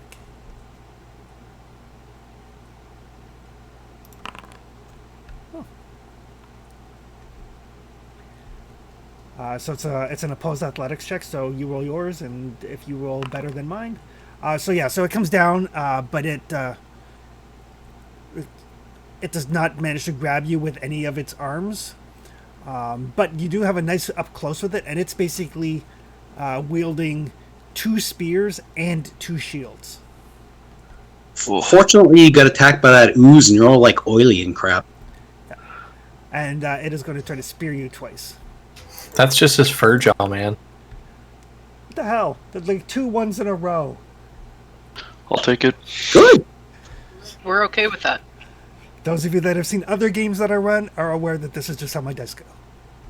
Well, I mean, it's a nice change from the oozes and goatlings doing whatever they wanted. That's true. I did use up my good rolls there. Arathius, you are up.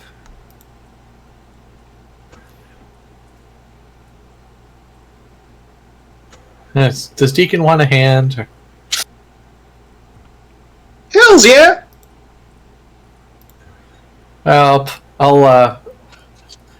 well, apologies for this. My hand has been, tipped. Guess I'll Eldritch Blast her. Excellent. Oh, that is a solid hit. Booyah. Not my most devastating hit, but sometimes it's enough. Alright, so your Eldritch Blast launches into her, and she shrieks and falls back into the chair. And the Gigan just lets out this very, very primal roar. Hey now, it was her time to meet the fates. That will bring us to Agri. Alright, well, Agri's going to go ahead and roar right back. As I'm activating my rage round as a bonus action, and then I'm going to attack him. Okay. Raw.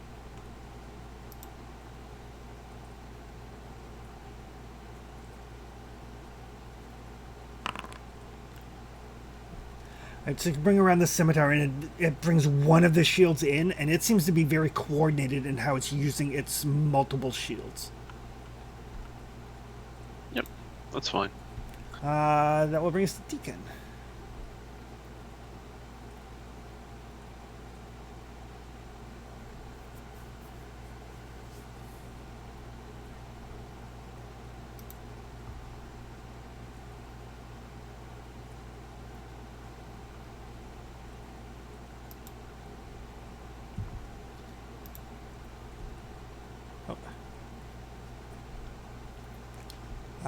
Jeff, you're up.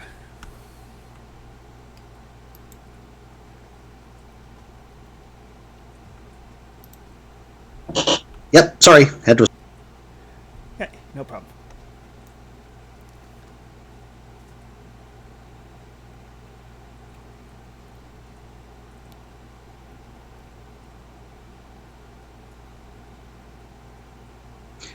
Okie dokie. So I'm going to spear him, but I'm going to use my ability to take 2 attacks to spear him twice. Okay. Action surge.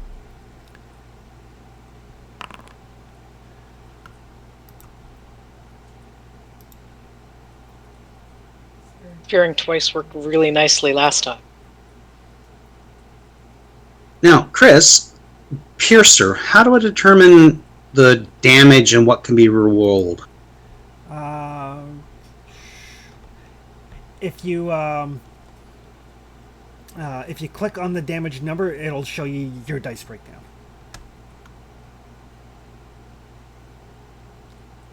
All right. So 1d6 plus 3 plus 2. Yeah, and then you rolled a 2. Okay, so I would like to use Piercer to re-roll that. Okay. So yeah, you'll probably have to do that as just like a /r space 1d6.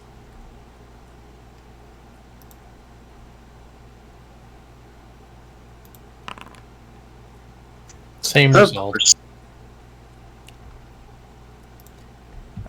So I guess we'll take the 7 on that one. And then I'll attack again. Okay.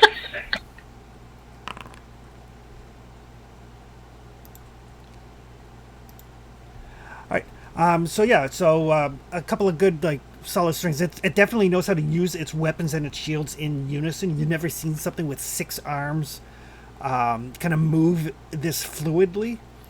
But you do manage to, partially because its attention is 1,000% focused on Arathius. So you do manage to get a couple of jabs in, like into the ribs and so on and so forth. Excellent. Not once during any of those strikes does its attention turn away from Arathius. It's like I killed someone important. Like the controller. Yeah. Sophia, you are up. Obviously, the crossbow is something I need a bit more practice with. What is the process for switching weapons? You Is that can. an action? Or? Nope. Drawing a weapon is part of the attack. So. Oh, come on, it's huge. How can you miss it? Really? You're one of the 2 people I might hit. Sophia is going to try out Daddy's hammer. I was about to say, this isn't Torg, so don't worry about it. Yeah, that's true. So she's going to run over around that chair at the end so that she's behind him, and then try hitting him, just slamming across, because she's tall enough she could probably reach it easily. Try to smack the hammer into his head. Okay. Right. I was going to say you do have advantage because you're flanking, but... It doesn't matter because I rolled a 17 both times. All right. So yeah, you move into position, you bring that hammer down, and one of the hands kind of bends backwards to the shield and deflects it. Oh. Interesting. Ringing the bell. Helena is up. Helena is going to vicious mockery this ugly mother.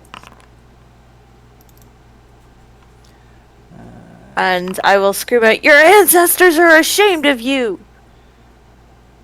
They really are! Because I can do that as much as I want. So it does kind of turn its attention ever so briefly away from Arathius to you. But then... It's coming down the table. Sophia, Deacon, Helena, and Agri would all get attacks of opportunity on it. Sweet.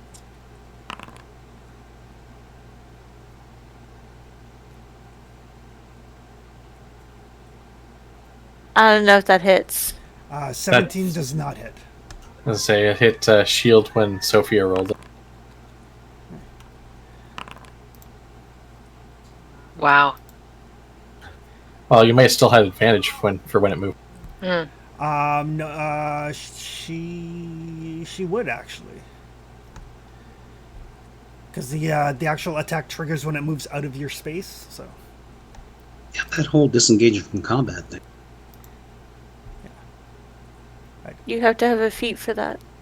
Do I? Nope. You can disengage from combat as an action. Yeah. Oh. If he had chosen to disengage, he couldn't come over here and punch me in the face 3 times. Right. Oh, okay. It takes Right. the whole thing. Yeah, he does not care about the attacks. He is coming. So Deacon does get an attack on him. Sweet.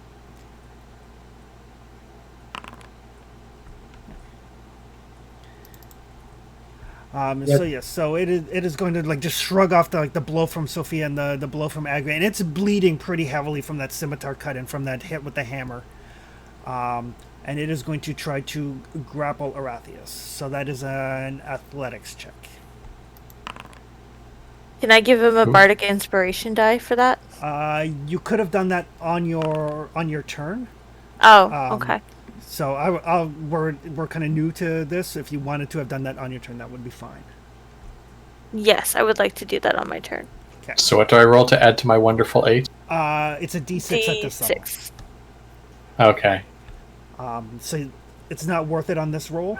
No, because at best I'm tying in. Well, he's grabbed me in a tie.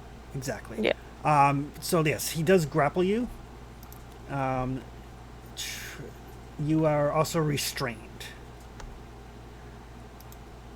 And then he will attack you twice with his spear. The first attack is at disadvantage because of the vicious mockery, but also advantage because you're restrained. So even roll. So only a 9. That is not enough. And then the second one is at advantage because you're restrained. Either one of them was fine. So 2 of these arms grab onto Arathius, and 2 of these spears kind of jab into its side. One of them glances off his leather armor, but the other one digs pretty deep into him. It's okay. He's used to this. I was going to say it's going to be most unnerving for him because Arathius just starts laughing. And Arathius is up. Man, restrained, that affects a lot of things I can do, doesn't it?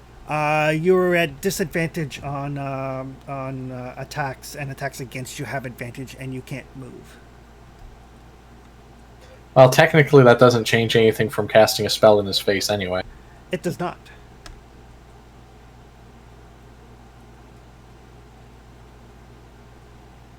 Might as well give it a go. So Arathius will basically look up at him while he's grappling him, spear still stabbed in his side. Like, let's see who the fates favor today, don't we?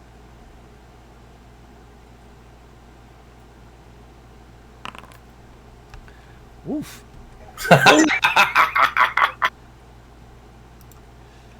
So yeah, you Booyah! just like put your hand practically on his like chest, and just with the Eldritch Blast, and the black energy, the black silvery energy, kind of encircles him, and he kind of like yelps out in pain. He definitely felt that.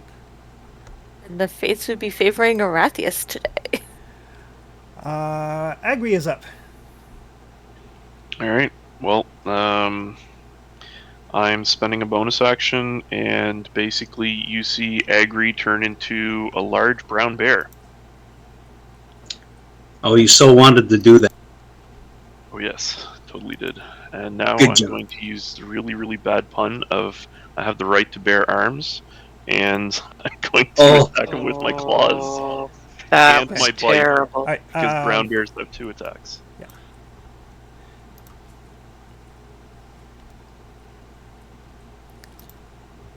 And when you hit your character sheet button, it should bring up the brown bear stats. Thank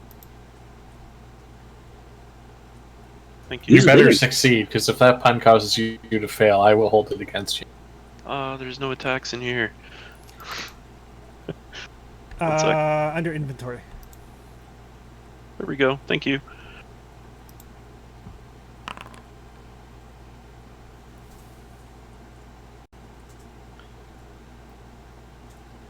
And question, do I have advantage because of the fact I'm large and take up more space? No, but you do have advantage because you're technically flanking him. Like, he's got all his attention focused on Arathius. Okay. So you bring down with these, like, you're like the same size he is, basically. You're like a 9-foot bear. Yep. Duh, bears. Duh, bears. Oh, this is cool. It actually carried over your rage damage bonus. Yes, it did. Very nice. Previous editions did not do that. Sweet. Chris knows from experience. So you bring and you like tear a big chunk out of it, and it is bleeding very profusely from its like basically you've chopped down on its shoulder. You've rendered one of its arms almost useless. Deacon will be up. In what probably looks like step on a chair, step on the table, stab. The classic step-up stab. Yeah, very kind of superhero-esque.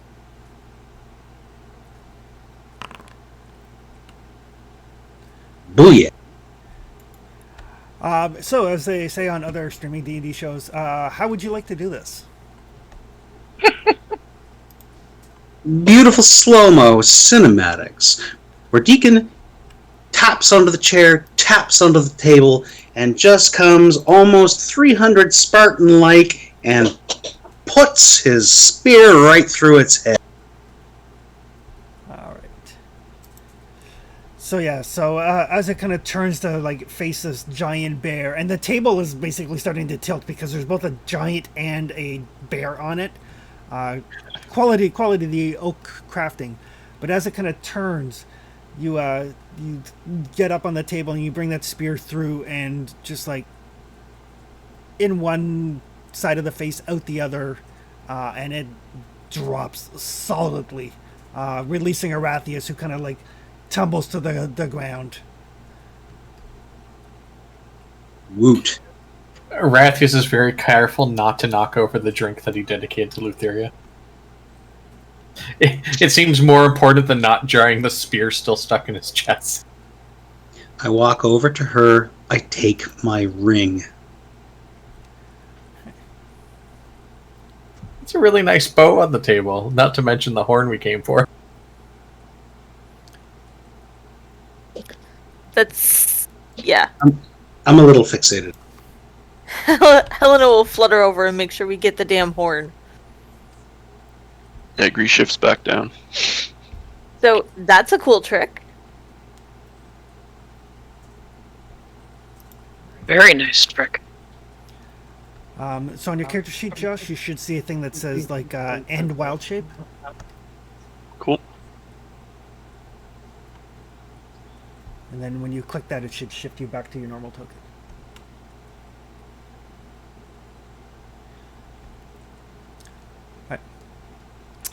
So as Deacon grabs the ring, you can feel for the first time in a long time, you can feel this this connection to your family.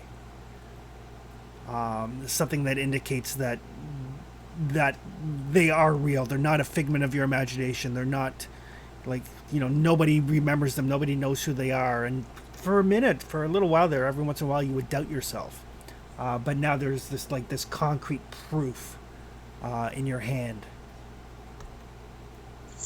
Deacon kisses the ring and then just puts it in a pouch for now. Rathius grabs Demetrius' goblet and finishes it off while he picks up that bow. We should make sure to get some of those mushrooms on the way out. I think we'll want to check the flowers too. Well, I think we should probably check this facility to see if there are any more goatlings. You mean the nursery we walked by? No, the room where Agri said someone was sleeping. Yeah, among other things, just to clear the place out so they can't do this to anybody again. Yeah, I can't seem to find it, Chris. So, sorry. You have to stay Okay. a giant bear. When you open up the character sheet, up at the very top, it should say DAE and then Restore Transformation.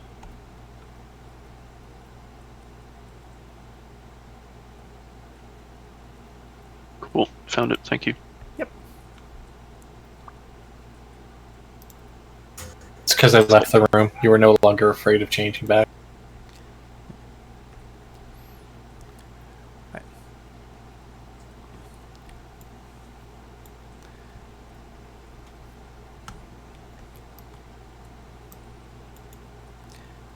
And yeah, I'm gonna take a 30 bolt because I'm still raging and hopefully won't waste it. I'm running to the next room and hoping that I can actually get to something before my rage wears off.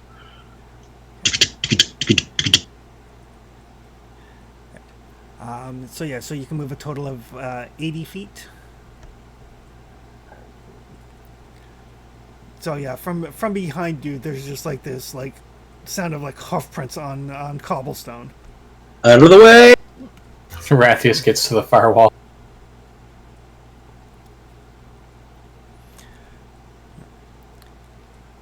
And as you guys make your way around, you do notice that the room that you had heard the lullabies and stuff on, the door to that room is open.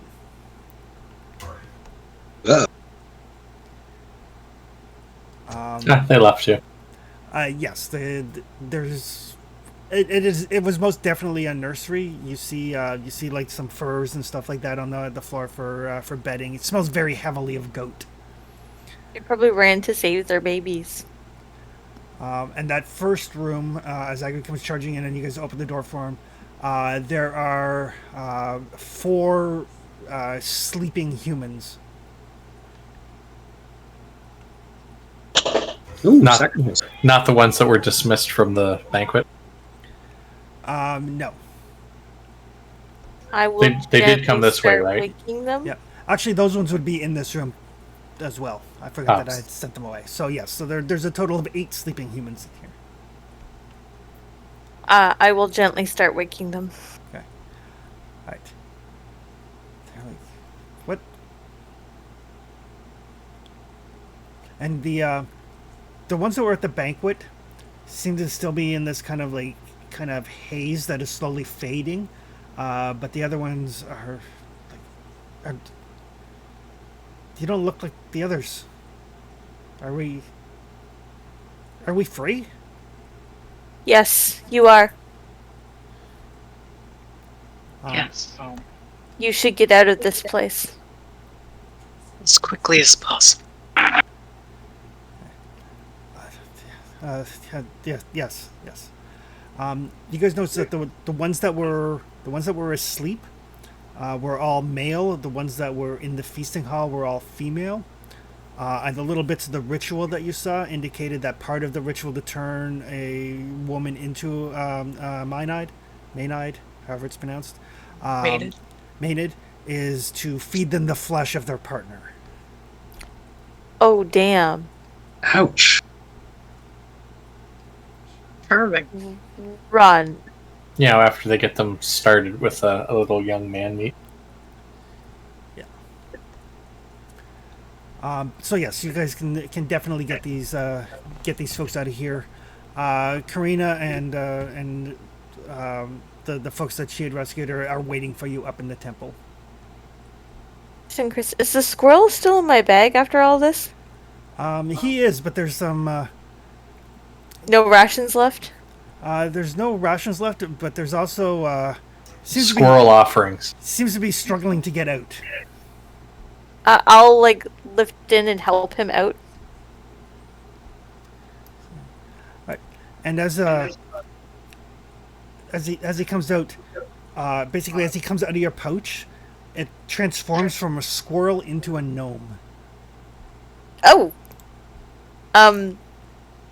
So Helena's kind of holding this gnome like a child.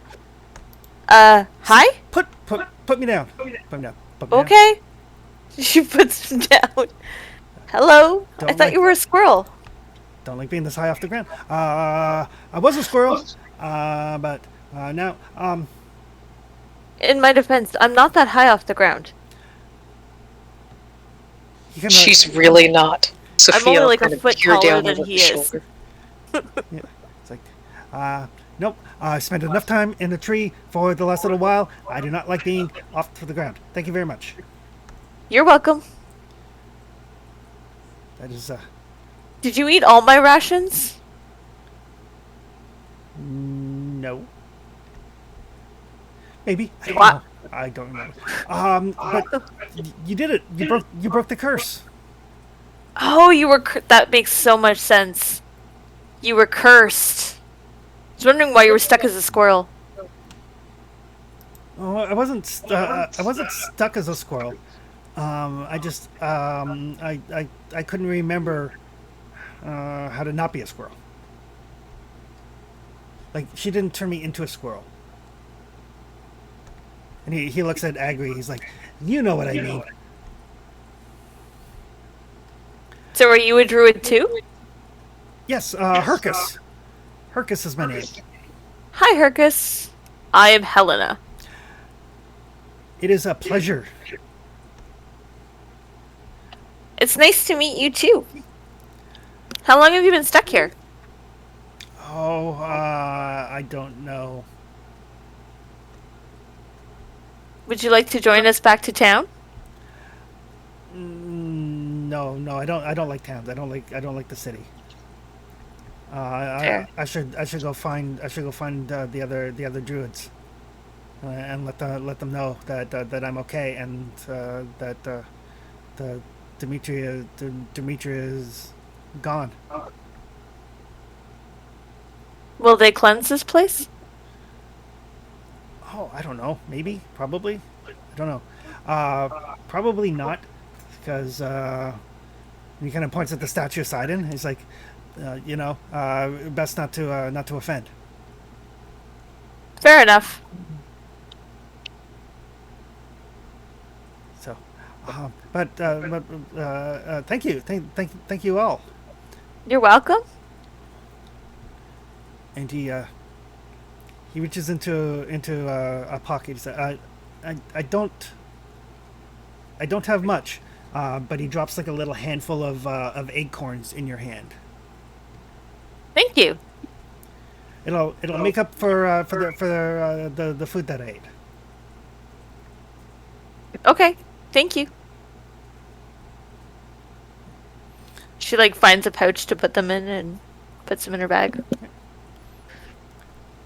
And he will go up to Agri, and he'll look at Agri and kind of like motion for Agri to bend down. He does. So and he very very quietly whispers. He's like, I know who you are. I've heard of you, but I don't think you're as bad as they say. You just see a smile come across Agri's face, and he just kind of nods. Hug it out! Hug it out! And then he will make his way off into the woods.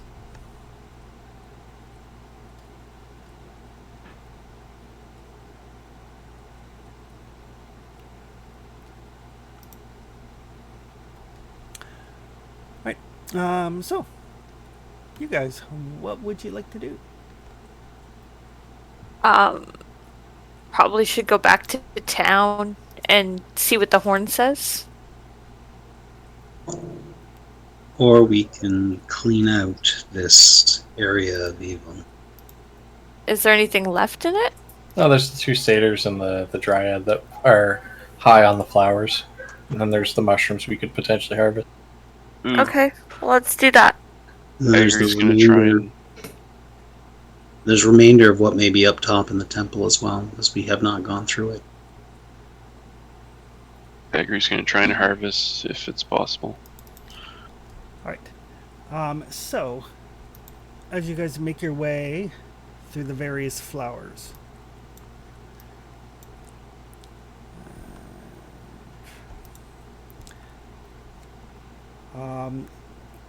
is anybody proficient with a poisoner's kit? Nope. Herbalism kit. Okay.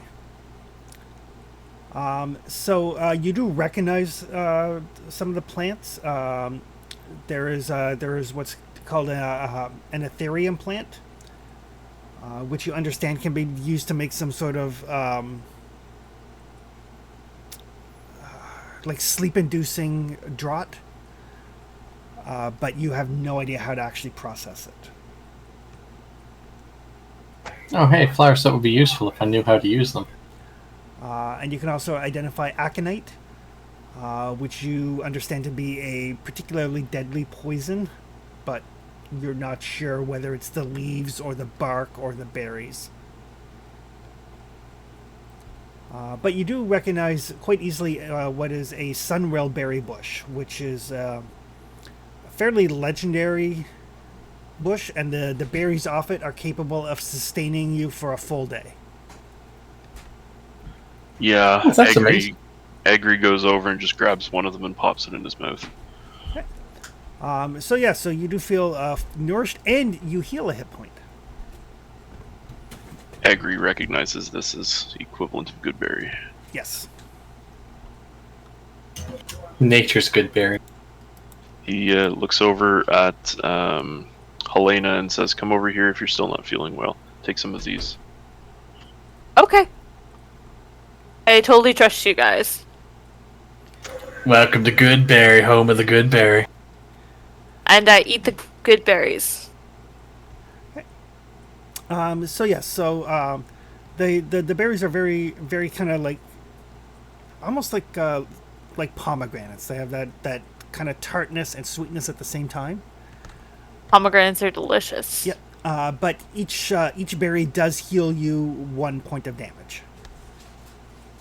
How many berries are there? There are 30. Well, 29 counting the one that Agri ate.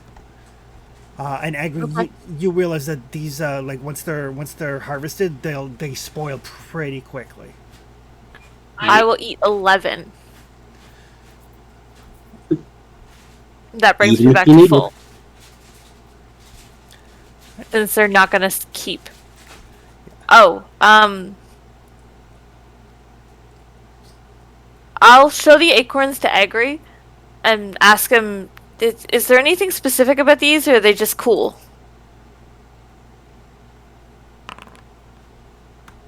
They are probably the coolest acorns ever. They look like acorns, but you also notice that there's some very fine inscription on them. Yeah, they're special. I can't make out what, but they're special. Chris, what would it be to try to figure out the spell? It would be identify. An actual spell? Yep. Yep. I don't have that spell. Sophia and Arathius do. Oh, I do. Cool. Yeah. I will ask Sophia and Arathius if they can identify my acorns. Sophia should be able to. I'm a little spent until the next time we get a good break. Well, the good news is spending the time harvesting all the stuff does count as a short rest. Oh, good. Oh, if that's the case, I will sing a song while we harvest. Sweet. And I will give us... Where is it? Where's my thingy?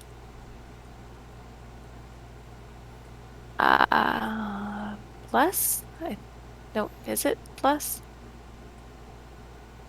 Yeah, I think it might be bless.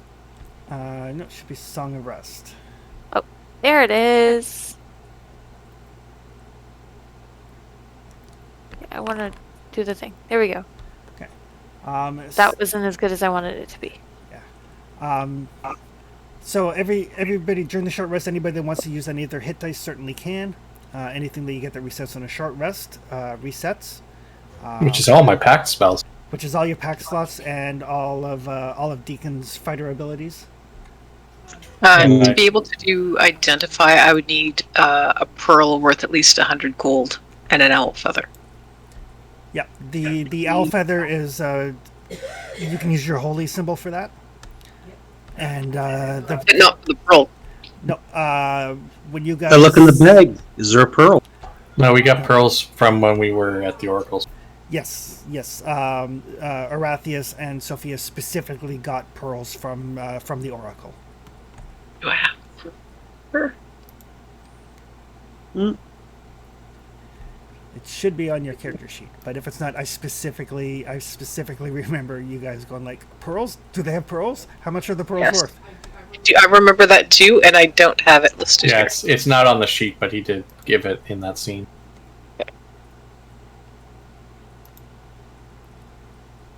So which of us is going to take a look at our acorn? So there's the acorn. There's also the bow that you picked up, and Deacon's ring if he wants anybody to take a look at it.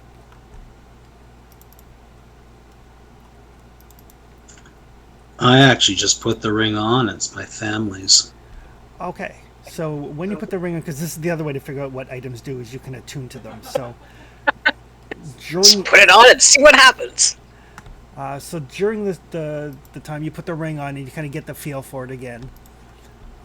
So it does offer you some modicum of protection. Basically, it adds +1 to your armor class and +1 to all of your saves. I'll do up an item for it and attach it to your character, so those will be calculated in automatically for next time. Thank you. But also, as you put it on, you hear voices, like very, very faint. Like coming from another area of existence. Possibly. I feel I'm one step closer to finding my family. And the voices, you can hear them, and it's the first time you've heard these voices in years. And one of the voices is slightly louder than the others, and it says, Thessala. Thessala has the answers.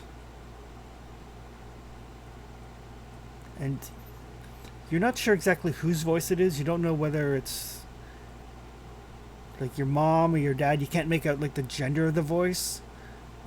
But there's no mistaking the fact that it is the voice of one of your lost family members.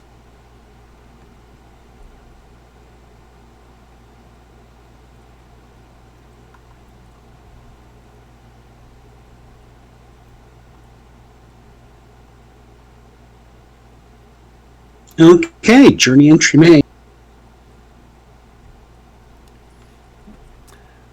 So, in terms of the identify, then you have the acorns and you have the bow.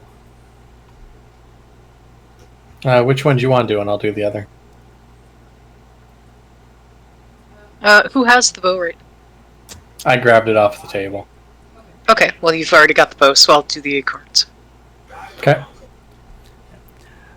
So you sit down and you take out the pearl and you spend some time with the acorns, kind of getting a feel for them, rolling them back and forth in your hands. Because part of the thing with identifies, you do actually have to interact with the item. Yep. And you know, your goddess Valis is the goddess of knowledge, and she will grant you the information. You just need to put in the work, as it were. Think about it for a minute. And you look, and the inscriptions seem to be of almost a necromantic nature. And you're like, that can't be right. I mean, why would a druid have that? And then it dawns on you that healing magic also frequently falls under the school of necromancy. And then you clue in that these acorns, if you crush them in your hand, and they seem to be more fragile than an acorn normally would be. But if you crush them in your hand, they act as a potion of healing.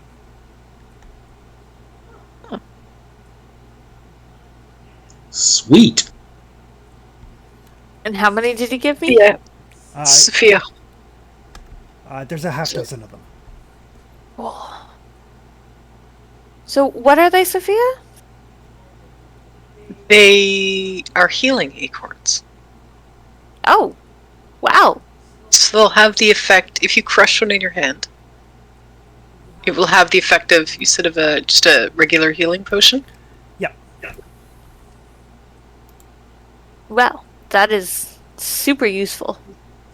Certainly worth trading rations for. Definitely.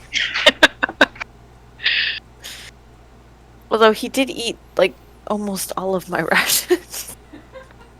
I'm sure We'll be back in town soon enough. Oh yeah, I'm not worried about it. I think I'm still full from that hero's platter the other day. And No, all of it's the not berries. Disturbing about food. It really was. And Erathius, during the same time frame, you're with the bow and you're looking at it, and this is a bow that is definitely tied into the strands of fate. It seems as though there's a way in order to intertwine the fate of the bow user and the target. And you spend some more time consulting the oracles, and you realize that this bow is very similar to the one used by Cupid. In that a subject that is struck by an arrow from it may have their feelings affected in a way that makes them more amiable to the wielder of the bow.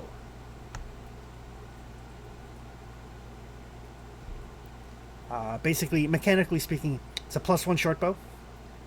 So +1 to hit, +1 to damage. Once per day, you can force a target struck by an arrow to make a DC 14 wisdom save. If it fails, it is charmed by you for an hour. And note, it is specifically creature struck by. So it's not a charm person spell. Because charm person only affects humanoids. Yeah. So it's more of a charm monster spell. So for those watching, because, not everyone's going to watch Sophia cradling acorns, because it could get awkward. If they watch Arathius' fingers delicately slide along every curl and whorl of the wood, he plucks the string at different points after he realizes it's tied to fates to feel the tyings themselves, listen to the harmonica cast, and then, oh, this is a bow of charming. Interesting. It's not quite my general area, but Helena, this might appeal to you. Yeah, I mean, whenever my native abilities are turned off, it would be super useful. I'll definitely take it off your hands if you're not looking for it.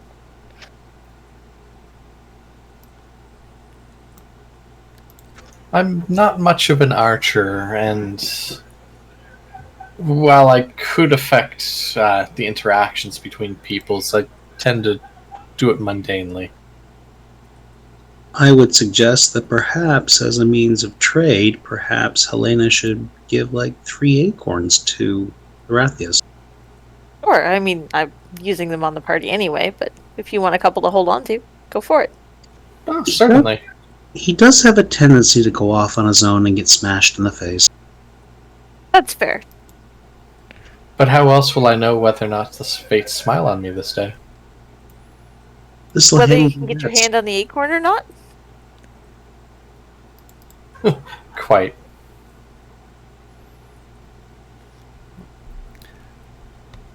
And for Sophia, since you're communing with your goddess in a way, as you're going through your ritual and you're remembering the path that the oracle has set you upon, you do remember the words of her prophecy come back to you that say you must drink deep from the bottomless dragon horn, for it will reveal a vision I cannot see. Yeah, we can drink it anywhere. Yeah. The game master just wanted to make sure that people didn't forget why they were actually after the horn. Because I've been that player. I hadn't forgotten, but Arathius was like, well, if the party wants to take it back to town first and get drink there, okay.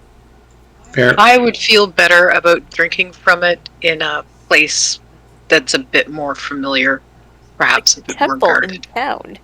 And we can pour wine in it. It's bottomless. We'll drink from what it has. It probably has dragon wine. Excellent. It has something that will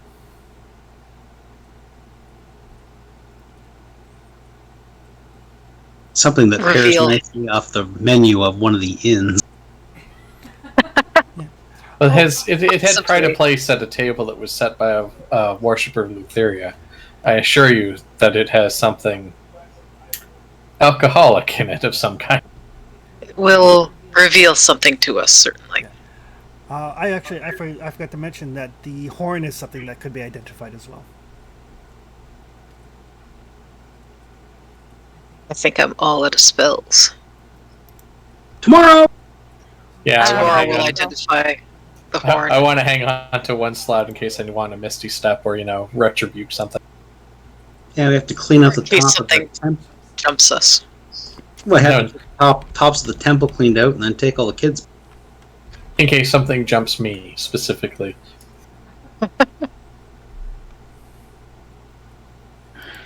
Back to town. Back to town. I'll bid good even to our Fae friends that are enjoying the flowers. They just like wave, like, have fun. Hope the feast was entertaining. Don't do anything I wouldn't do. Oh dear.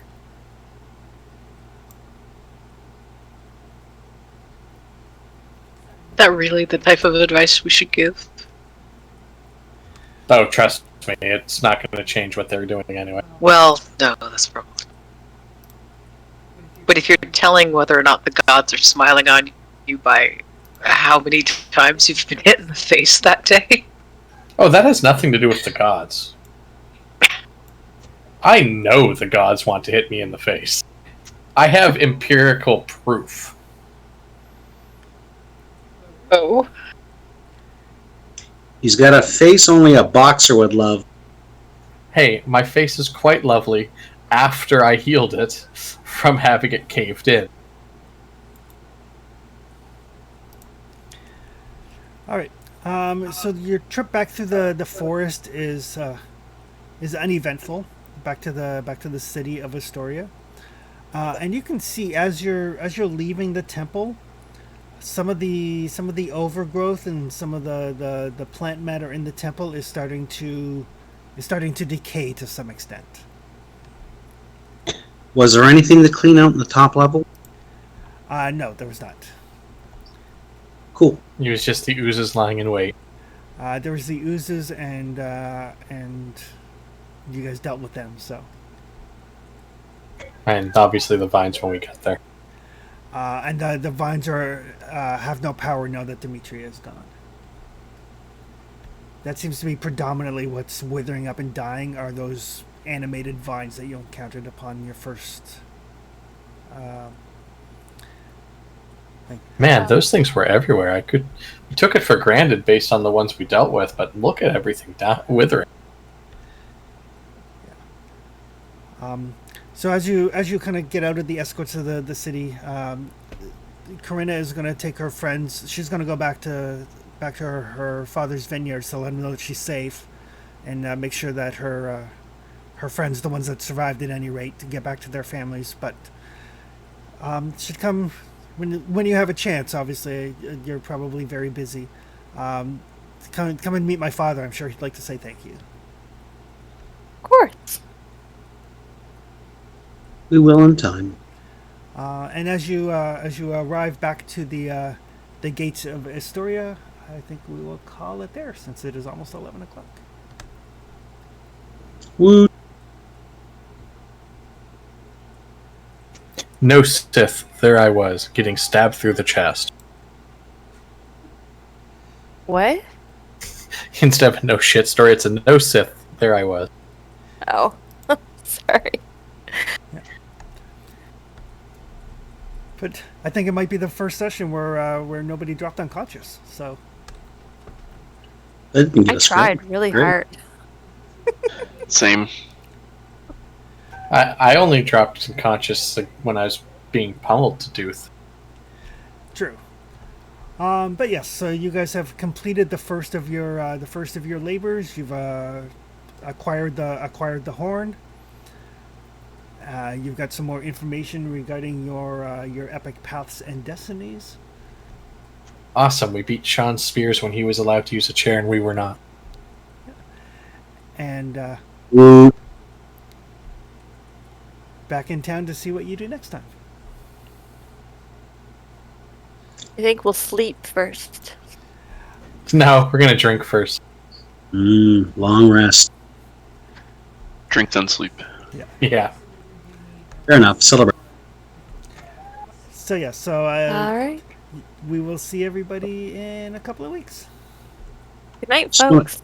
Just want to quickly say thank you, folks, for being an absolute great group to go on a party with, because I haven't played D&D in a long time, and I really needed this. Thank you very much. Aw, No thank problem. you. You're part of that great group too, buddy. You are actually. Thank you. I love the way you guys are portraying your characters, and I can't wait to see where things go. Nowhere good, I'm sure. No, not with us. Oh, trust me, it is written that my fate is not the best. I can't Even should I remember what succeed. fate I picked. I'm doomed for a reason. Agri is doomed, and just found out that he is doomed to die as a result of Lotharia's workings. Lovely. But the Fates may have more information. Helena is cursed, as are her entire people, the Sirens, and she knows to speak with the Lich Daemon. Right. regarding I am that. just extra cursed for your average siren. Yeah. Deacon is the haunted one whose family nobody remembers, and is now on the path to starting to reclaim that. Arathius is the Dragon Slayer, who knows that he needs to talk to the Forge Keeper about the weapons that will be necessary to slay the dragon. And Sophia is the demigod and the daughter of Pythor, the drunken king of Astoria, who you guys are due He to is meet not soon. not at all impressed with him. Uh, Not even a little bit. I'll add that the last line of my pact is, however, you know that the fates are utterly evil. Whatever power that your pact affords you may pale in comparison to the ugly fate that they have likely prepared for you. Yep. This is not a Eerie. game. This is not a game where the Fates are like nice, pleasant old ladies. No. These are very much the old school Greek. Yes. Has a lot of parallels to the whole Magic the Gathering Theros set. Yeah. It's like Theros is based on Greece. Mm. Funny how that worked. Really? It's funny because this book came out, and they also did a Mystic Odyssey of Theros, which is like a Theros source book. Yeah, funny how that worked. Of the two Greek-themed things that came out relatively close together, this is the one I prefer. Well, the fun part is the fact that we just got a Forgotten Realms set from Magic. I did pull with Tiamat, so that's kind of cool. I saw some of the cards. I was like, yeah, interesting. Flavor is awesome through it. Power levels are a little different. The question is whether or not it's going to have much of an effect on either standard block or probably not even the modern block. But it's really nice. It's more of a theme than an actual power. Mm-hmm. I mean, the modern decks or the standard decks will cherry pick from it for the thing here or there, but the flavor's quite strong. I like it. Well, and there's also if they find out down the road that if you use one of the flavor effects that they added to it a certain